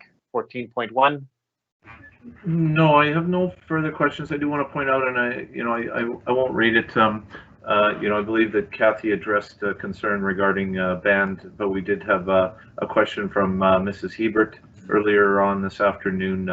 And if I implore her to listen to Kathy's reports, and if there's any further questions, certainly direct them to myself or the board, and we can respond. I will send a response to her with that link to the frequently asked questions for sure. Okay, thanks. Kathy, we are going to go back into in camera, but we already know that we have one motion that we probably can deal with right now. Do you want to deal with that right now? Yeah, I guess I wanted to know whether you wanted to go back and do the ad hoc motion as well. Do you want to do that now, or are we ready? No, well, I don't know. I did send a motion to Scott and Stacy and to the board if you want to look at it. Send it by email. Okay, so how about if we do 17.1 that we have that's on there? So Yep. let's do it. Be it resolved that the board offer the term position of Grafton Colony School Principal as recommended by the superintendent. I need a mover and a seconder, please. Trustee Harris. Moved by Trustee Harris, thank you. Seconded by Trustee Roland. Trustee Rowland. Any questions to it? Hearing none, we'll vote.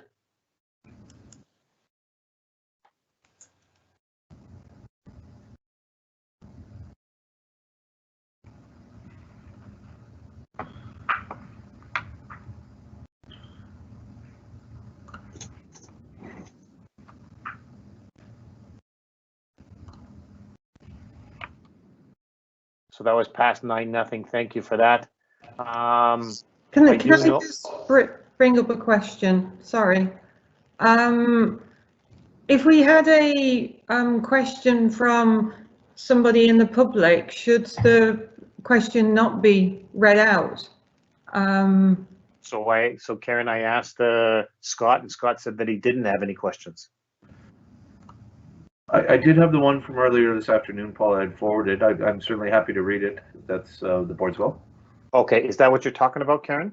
Yeah, it's just that the parent copied me on the email, okay. And I just saw that she'd sent an email to to Scott, and I just believe that all questions were read out when the public submitted them. That was all. So go ahead, Scott. Okay, so this is in reference to the one I was referring to from Mrs. Hebert. I'll do my best to read it without stuttering to do justice to her email. Good afternoon, Scott. My name is Jocelyn Hebert. I'm a parent of 2 kids, one attending Springfield Middle School and one attending Springfield Collegiate Institute. I'm writing to you with a question that I'm hoping can be answered, or better yet, have action done so that we can move forward and offer some positivity in our children's lives. Our children are band students, and this past year has been especially challenging considering the band program was shut down this time last year, just a matter of weeks before my eldest was to leave on her school band trip to Brandon and Moose Jaw. This trip was an adventure the students were awaiting for 2 years as they were fundraising and planning. I am deeply frustrated by the lack of research from our province and health organization with regards to playing a wind instrument. There has been no clarification since announcing in September that the use of a wind instrument could potentially transmit COVID. As we have all learned over the last few months, this is not the case. Both Springfield Collegiate and Springfield Middle School have an exceptional band program with outstanding guidance and leadership from Ms. Hirsch and Mr. Crow. This band program has been known to have its students continue and pursue musical careers. One in particular had an opportunity to study at the Juilliard School in New York. Being part of a band is very special to some kids. These are their only friends or the time when they get to be part of something. Playing in a band brings joy, mental positivity, and increases confidence needed in our teenagers' well-being. These important attributes have been taken away. Both schools have not played as a band for a year. Their teachers have them playing buckets, guitars, violins, etc., but they are not allowed to play their instruments of choice during this time. As a parent, I'm deeply concerned that we are ruining and destroying the future of our wonderful band programs. Right now, the grade 5 students in Oakbank Elementary School did not get to experience the Introduction to Band, an exciting event held by the students of the middle school. Our middle and high school bands have not been able to play their wind instruments and play amongst their friends and parents. I always look forward to the musical events. Where is the clarification here? We have one of the most successful bands in the province, and we are allowing it to fade based on information that lacks clarity, proof, and mental health assessment. When can our kids start playing again? Why is it taking so long to get the answers we need? Where on the public health orders have they proven that playing a wind instrument or being in a band is causing numbers to increase? Thank you for bringing this question to my attention of the board. So I'm going to go ahead and answer this, and hopefully Mrs. Hebert is listening. And Mrs. Hebert, I can tell you that every one of our trustees would love to have our kids playing band. we have some outstanding band teachers and some outstanding band programs here in Sunrise School Division. In particular, Oak Bank has been doing a great job for a number of years. I can tell you that we're as frustrated as you are, but earlier in the meeting, you heard Superintendent Timko talk a little bit about where we get direction from. Where we get direction from is in the province with regard to safety and health protocols. And the province has continued to warn us or to tell us about that we're not doing any kind of wind instruments, and we're also not doing any kind of choral. Does it frustrate 9 trustees? It sure does. It sure does, because we know that our kids are missing out in some of these opportunities. Will we continue to ask our superintendent to update the board? And if we could go ahead and do it tomorrow, we would go ahead and do it tomorrow. We sure would. But again, we are listening to the public health protocols that is directed to us by the Department of Education, and that's where we stand. So I can tell you, each one of us is extremely frustrated by this, and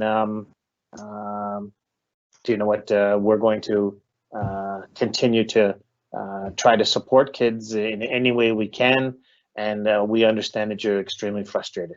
We're frustrated as well. Did anybody else want to add anything into that? Trustee. Yes. Oh, sorry, Don. Do you want to go first? Yeah, I don't think that Paul, that you should be talking for me. I'm not frustrated. Okay.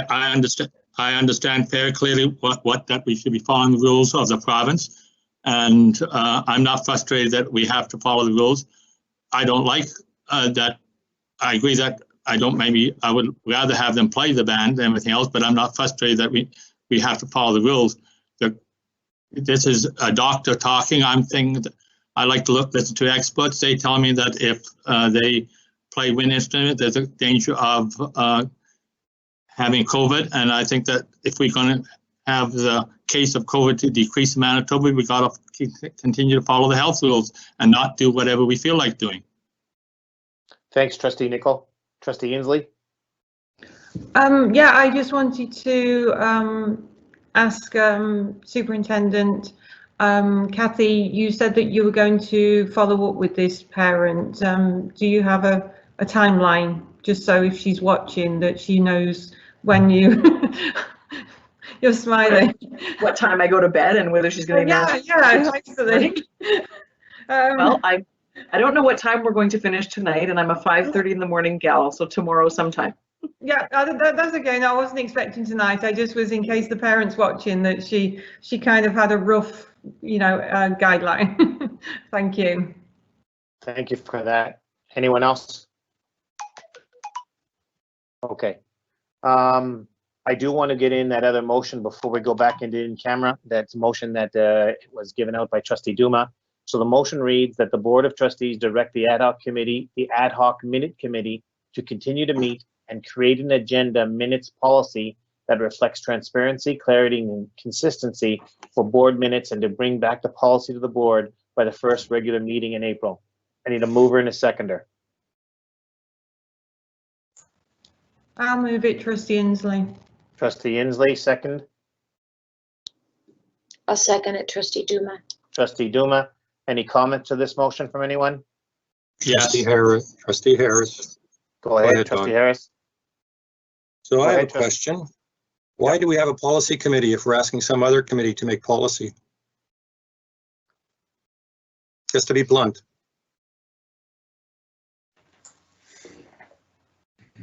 Well, perhaps I don't know the rule. Perhaps I don't know the role of subcommittees, but that why isn't policy making this policy?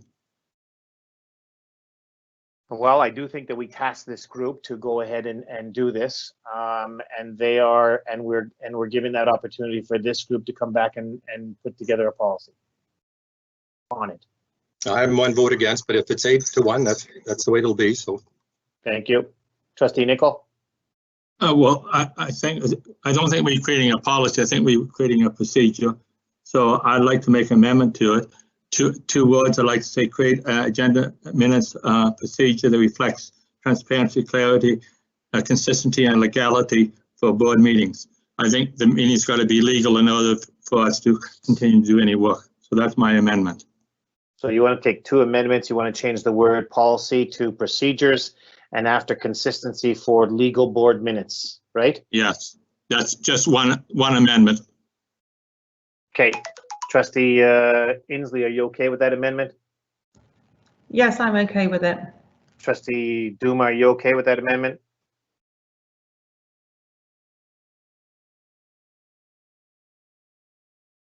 Trustee Duma?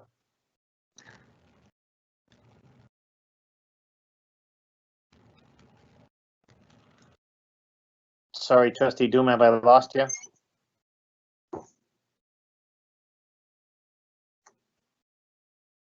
It looks like has she been kicked out of our meeting, or is she out of our meeting? Can someone tell me?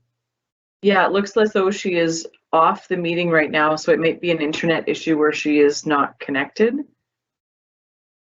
Okay. She is not listed as so participating right now. So it looks like we're going to have to table this. So for the amendment, I'm assuming. So we will table this till we can get that amendment passed. And we'll need Trustee Duma on that. So we still are going to go back into in-camera. So we are going to go to in-camera, and then we're going to come out of in-camera. So Kathy, do you want to just clarify everybody what we need to do about going out and going back into in-camera? You bet. And I'm going to clarify for our public, we still have 6 attendees who are watching. So for the 6 attendees who are online and watching our board meeting, this particular feed will end. But if you go to our website, www.sunrisesd.ca, and at the top header, you click on board and you go to our meetings, you will see on the March 2nd that there is a meeting link, which is the one you're in right now. There is also a second one called meeting link after in-camera section that will bring you back once we're back from our in-camera session. The difficulty is that I'm not sure how long that's going to be. So you should be able to click on that link right now and leave it up on your screen. And when we all traipse back into the meeting, you should be able to see us and or hear us when that happens. But you'll have to leave this one and you will go to that second meeting link. For the board, you will hit the magical leave button up in the top right-hand corner, and you will go join the previous in-camera meeting. A reminder, and we'll do that again in camera, you'll also have to join the second link that's up there. Does that do it, Paul? Yep, thanks, Kath. Okay, so we're going to go ahead and leave now. Thank you. It'd be nice if somebody invited me just in case.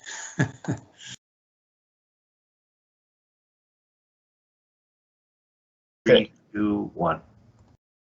Thank you and welcome back to our meeting. It is now 9:45. We're going to have, I'd like to make a motion we're going to extend our meeting until 10 o'clock, and then we'll see if we can get through this. No, we're going to have to go till 10:15. Extend the meeting till 10:15. I need a motion. Motion by Pachkowski. Seconded by Trustee Duma. Trustee Duma. Stacy, can we vote electronically, or are we doing this by hand? This will be by hand, please. Okay, so I'm going to go round table. Trustee Barry, are you good with this? Yeah. Trustee Duma? Yes. Trustee Harris? Yes. Trustee Inslee? Yep. Trustee Pachkowski? Yes. Trustee Reed? Yes. Trustee Rowland? Yes. Trustee Nickel? Yes. Okay, thank you for doing that. So that's 9-0. Manuel says yes.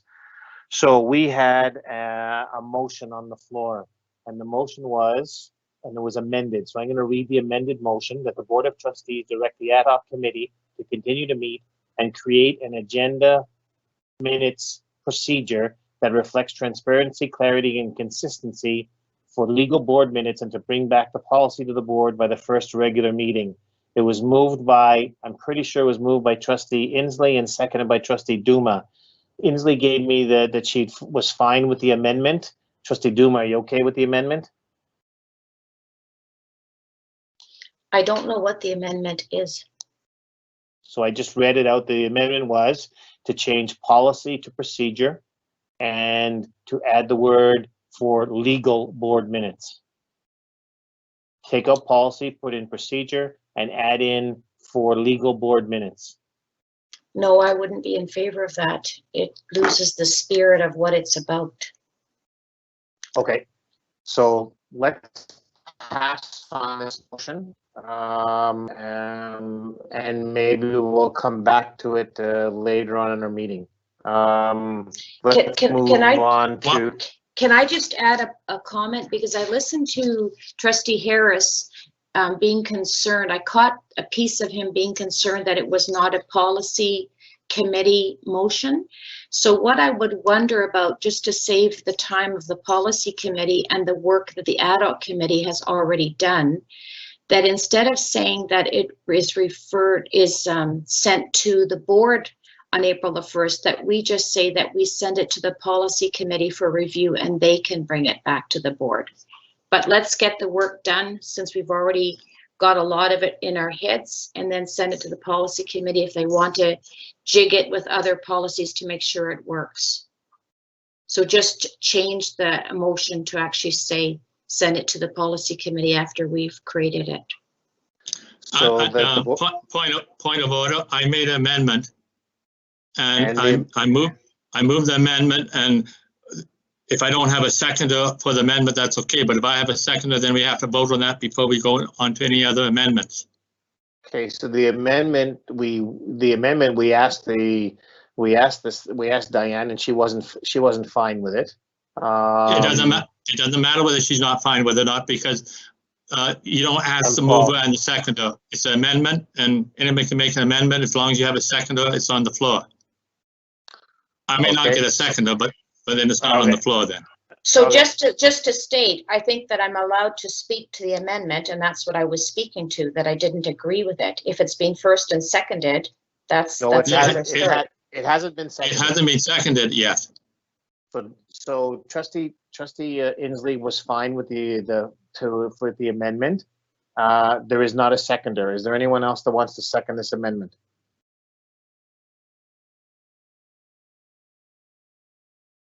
Okay, so it dies on the floor.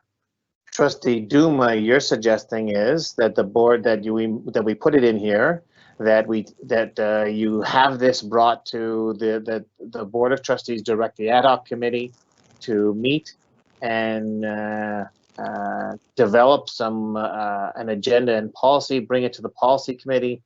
The policy committee then can go ahead and take a look at it and bring it to the board. That's what you're suggesting, are you not?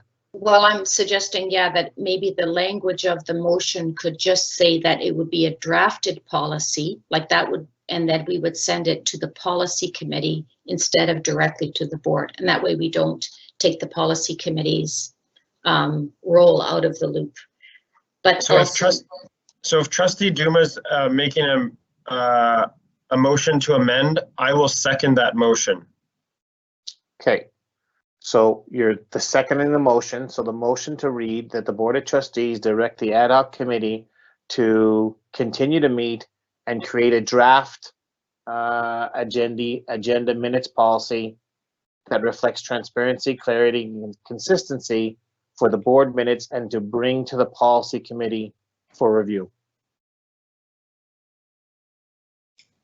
Diane, you good with that? yeah, that's correct. Yeah, I think that's good. Jared, you good with that? Yeah, I seconded it. Yeah. Any comments on that? Yes. Oh, okay, go ahead, Don. Well, I don't see why we're doing a whole bunch of red tape. What's the use of having a committee meeting and giving it to the other committee to review? If we're going to forget about the ad hoc committee and let the policy committee do it. I'm sitting on the policy committee. I don't want to sit on the ad hoc committee and hash everything out, and then go back to the policy committee, hash everything out again. Forget about the ad hoc committee and let the policy committee do it. It saves time. So Don, that's your opinion. Thanks for it. Yes. Anybody else want to comment on that? Okay, so the motion's on the floor. I'm going to call the question. that the Board of Trustees direct the ad hoc committee to continue to meet and create a draft agenda minutes policy that reflects transparency, clarity, consistency for the board minutes, and to bring to the policy committee to review, then to bring to the board. That's what the motion is. If there's no more comments on the motion, I'm going to call the question. Trustee Barry, what do you say? Yeah. Trustee Barry, yes. Trustee Nickel. No. Robin. No. Yes. Sorry. Robin. No. Diane. Duma, Diane Rowland. yes. Oh, sorry. Diane Duma, sorry. Yes. Diane Rowland. Yes. Karen Inslee. Yeah. Russ Reed. Yes, I think I already voted, didn't I? Nope. It's okay. Jared Yes. and Paul Mangan is a yes, so it passes 7-2. Thank you for going ahead and doing that. We said the next thing that we needed to go ahead and do, so that's the motion. We needed to go ahead and do the budget. So I am going to go to the wording that we have on here. 8.4, be it resolved that the board give final approval to the 2021 operating budget totaling $68,099,322 in operating expenditures, excluding adult learning centers at $687,319 in transfers to capital amounts. And be it further resolved that the board approve the special requirement for the 2021 fiscal year to be set at $40,678,747. Somebody has to turn their microphone off, please. Resulting in the special levy for 2021 to municipalities being set at $38,595,341 for all municipalities. I need a mover and a seconder for this. Pachkowski moves. Moved by Trustee Pachakowski, seconded by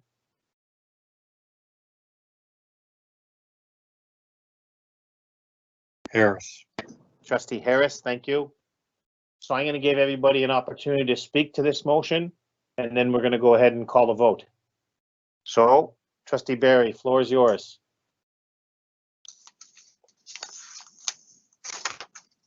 Well, I think I've, excuse me, I think I've made my point quite clear to the fellow board members. It's a pandemic year and we could be doing much better in the budget during a pandemic year. We could tighten our belts the same as a lot of other businesses do. Thank you, Trustee Barry. Trustee Nickel.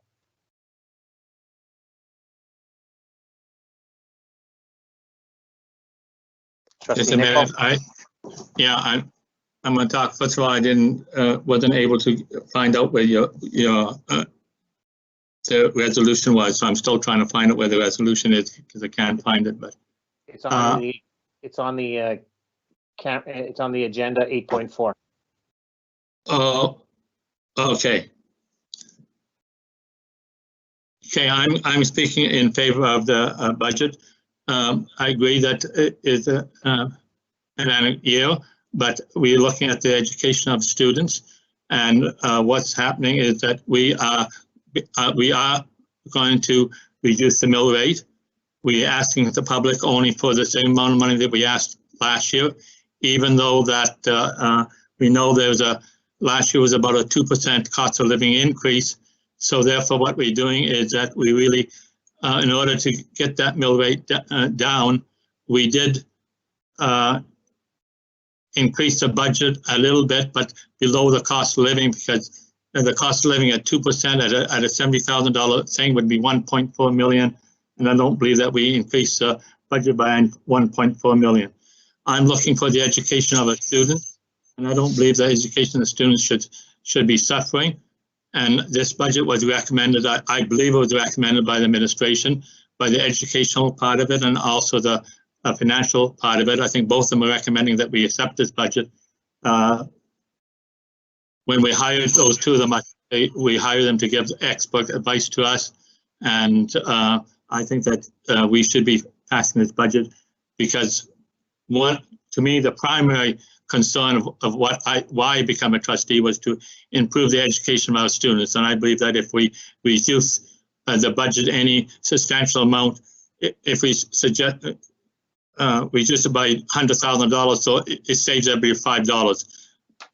I don't think $5 or even $15 or even $20 is going to break or make somebody in the world. I don't think anybody lives that close to the edge that $20 is going to make them into bankruptcy. So that's the reason why I'm voting for the budget. Thanks, Trustee Nicol. Trustee Inslee? I'm not in favour of supporting this budget. Thank you. Thank you. Trustee Harris? Thanks, Paul. As many of us have said at recent budget meetings, the last thing we want to do is affect education, which is effectively our staff, particularly with the budget year we are working on, when hopefully school will be back to normal and major needs will be placed on our teachers to bring students back to their expected levels following all the remote learning that has gone on. Over our 9 budget meetings, and I count 9, we have received excellent reports from Scott in consultation with our senior admin. I thank all of them for their hard work and patience in answering our questions. I, for one, am quite okay with the budget as presented. Thanks. Thank you, Trustee Harris. Trustee Rowland?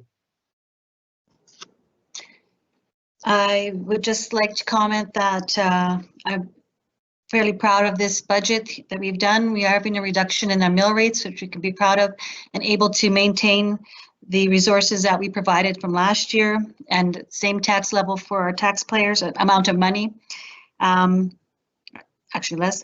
And I'm in favor of this budget, and I hope we have great services available to all our students next year as we go through COVID. Thanks, Trustee Rowland. Trustee Duma?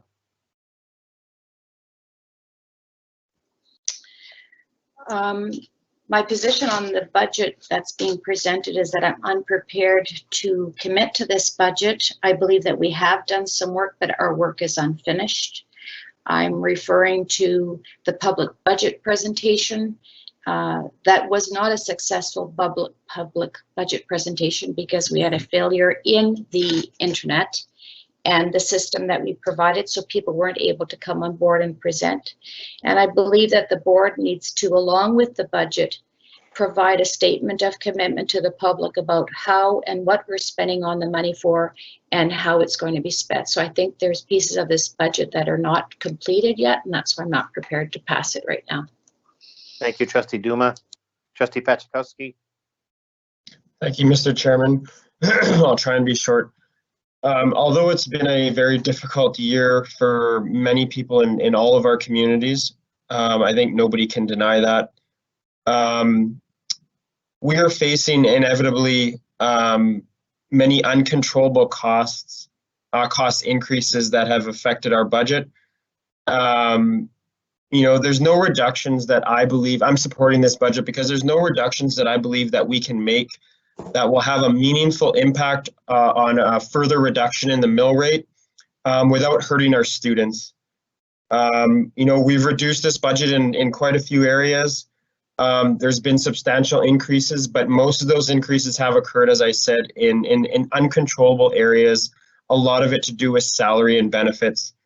And on top of that, I think even if we, with approving this budget, there are things that this board can do and our division can do to positively impact, financially support our families in different ways. Not saying we're going to do them, but there are things that we can do. I think we can do some outside of the box thinking in seeing the difficulties that families have faced, and I think there's some work we can do, and I'm hopeful that we'll do that. And I don't think we need to do it by removing resources from our students. It has been a difficult year, but the last place that anybody in our province, at least from my perspective, that we should be cutting is the education of the students who are going to be undoubtedly the future of our communities, of our province, and of our country. There's no room for that, in my opinion. We have made reductions in the mill rate, and I think we've done a fantastic job with the difficult challenges that we've faced, and I am in very strong support of this budget. Thanks, Trustee Pachikowski. Trustee Reed? I can be quite brief. I guess I was in favor of just about the entire budget, but we've done a lot of cutting. We haven't done any raising of money really, but I do feel that we could have gone further, and I would like to have seen us postpone the purchase of the 4 buses, which are coming to about almost $500,000, which I think could have been cut for another year without affecting education in Sunrise in any way. So, thank you. Thanks, Trustee Reed. And as far as Trustee Mango is concerned, is that I am going to go ahead and support the budget. I do think that I concur with a number of you where I do not want to see cuts closest to our kids, and I want to spend money certainly in education on some of our most valuable assets that we have. And I do think that we can always get better as we move forward, and this is our 3rd year as a group of trustees, and we are getting better certainly at it. So I will be going ahead and supporting it. So now that we've all had a chance to talk, I'm going to go and ask you, just so for the record, for us to go ahead and do this. Stacy, can we do this? Do I need to do this by hand, or can we vote electronically? This can be voted electronically. Okay, hopefully that everybody's joined the meeting and it still works. So I'm going to call the question then. All those in favor? Or sorry, I'll call the question to vote.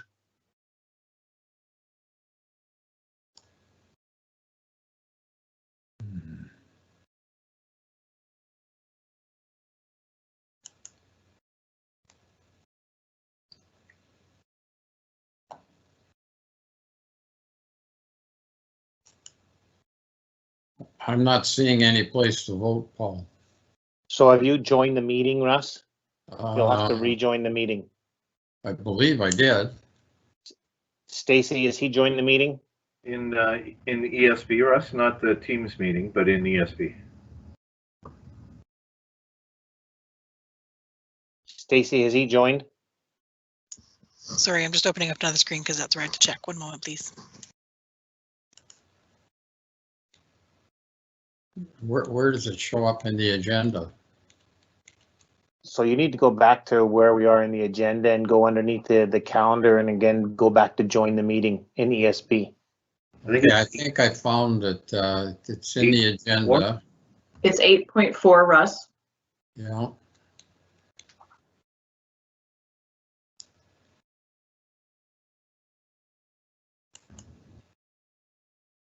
You know what, Russ? I'm just going to do this verbally with everybody. If Russ hasn't joined the meeting, been able to do that, and we'll go from there. No, I found it now. If that helps. Okay. Can you vote on the agenda? Vote Yes. on the. Yes, I can. Well, go ahead, Russ. Okay, so our budget passed with 5 in favor and 4 opposed. Thank you. Let's move on to our. We have now our bus purchase. Be it resolved that the board approved the use of up to $529,000 from the bus replacement reserve for the purchase of 4 school buses and an upgrade to our onboard GPS system. I need a mover and a seconder. Pachkowski moves. Moved by Trustee Pachkowski, seconded by Trustee Duma. Trustee Duma. Thank you. Any questions to this motion? Yeah, oh, sorry. I just have a comment. Go ahead. I just wanted to highlight that a part of the spending request is going to provide some GPS software, and Scott, correct me if I'm outspeaking, but some software that will enable us to look into and possibly use a bus tracking app, which I know tons of parents have asked me about over the last few years, about being able to track where their students' buses are, especially in the colder months of the year where they know they're not going to leave their kids sitting outside in frigid temperatures. So I just wanted to highlight that piece. I thought it was really important. I know there's been a lot of requests for something like that, as some other divisions already use that type of software. Yeah, correct, Jared. Just to be clear, this doesn't justify or just doesn't pay for the app, but it pays for upgrades to our GPS units that would allow us to implement the app. So that would be the next step in the process. Yeah, Thank you. sure. Trustee Inslee, you wanted to say something, I think? Yeah, I did. This is not related to the budget. This is just something from this year's budget. We've already discussed this, have we? I just want to clarify what I'm voting on. Well, it is related to the budget. We've had some dollars set aside in the budget. So this would be a purchase for next year, Karen, so after July 1st.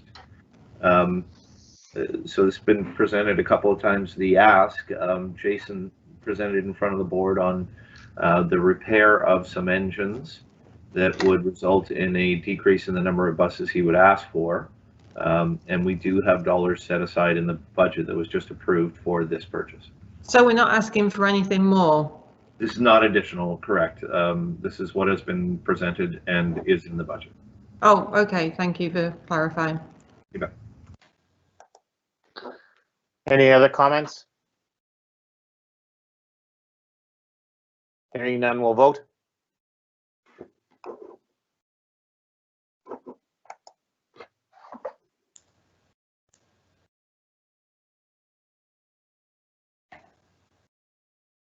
And this has passed 6-3. Thank you for that. The ad hoc committee.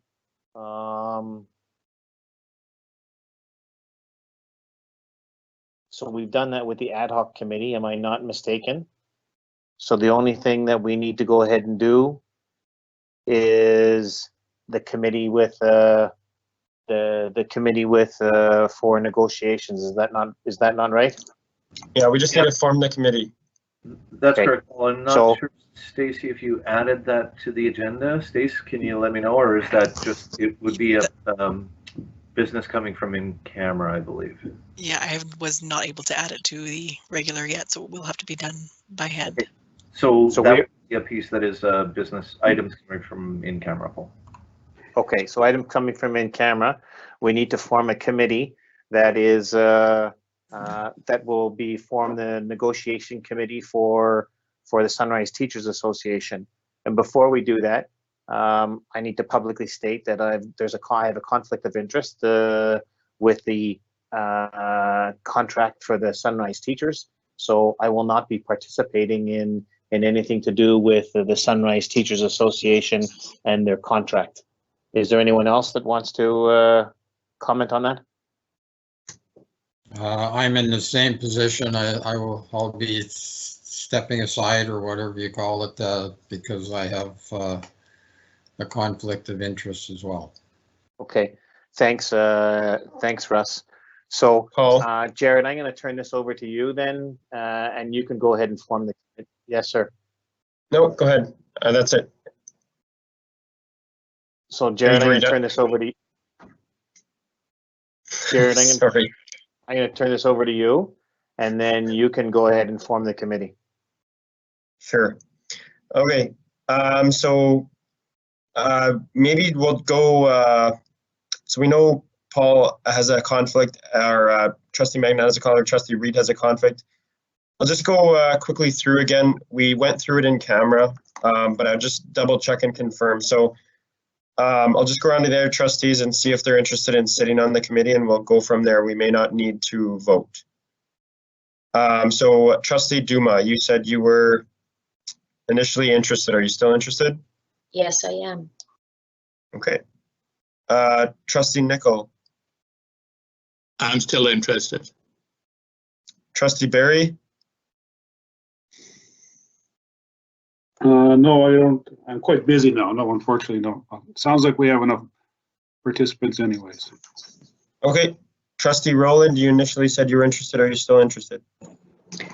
I would withdraw my name unless required to fill our positions. Okay. Trustee Inslee, you mentioned you were interested. Are you still interested? Yes, I'm definitely interested. And Trustee Harris? No. Okay, so right now we have 3. I mentioned I was interested. Trustee Rowland, are you sure you don't want to sit on the committee? Because I can if I'm in the same position you are, I guess. I'm all right if you would like to do it, Jared. Sure. It's all yours if you'd like, that's fine. Sure. Okay, so If I'll you put need an my, alternate at some point, I could be available. okay, I'll put my name forward then. So for now, it looks like we do have our 4 then. It would be myself, Trustee Duma, Trustee Nickel, and Trustee Inslee on the committee for the STA. So do we need a motion for that? I think we need a motion, plus we have to make, I think we should make a motion along with that, that the committee itself will elect the chair, because you have to have a chair of the meeting, so. Okay. Yeah, I think you need a motion, and I think that Don's wording is correct. Okay. So I'll let Dawn write up the motion then and send that to Stacy. Dawn, are you okay doing that? Well, no, I have got nothing to write it up with. Okay. So how about I'll put forward the motion then. I can give it a whirl if you want, Jared. Sure, go ahead. Be it resolved that Trustees Duma, Nickel, Inslee, and Pachkowski form the STA Negotiations Committee with a chair to be elected from the 4 negotiations reps, from amongst the 4 negotiation reps. Okay, so I'll put that motion forward. Is there a seconder? I'll second it, Trustee Duma. Okay, so Trustee Duma seconds. I guess we're gonna have to do this by hand, Stacy? Yes, that's correct, please.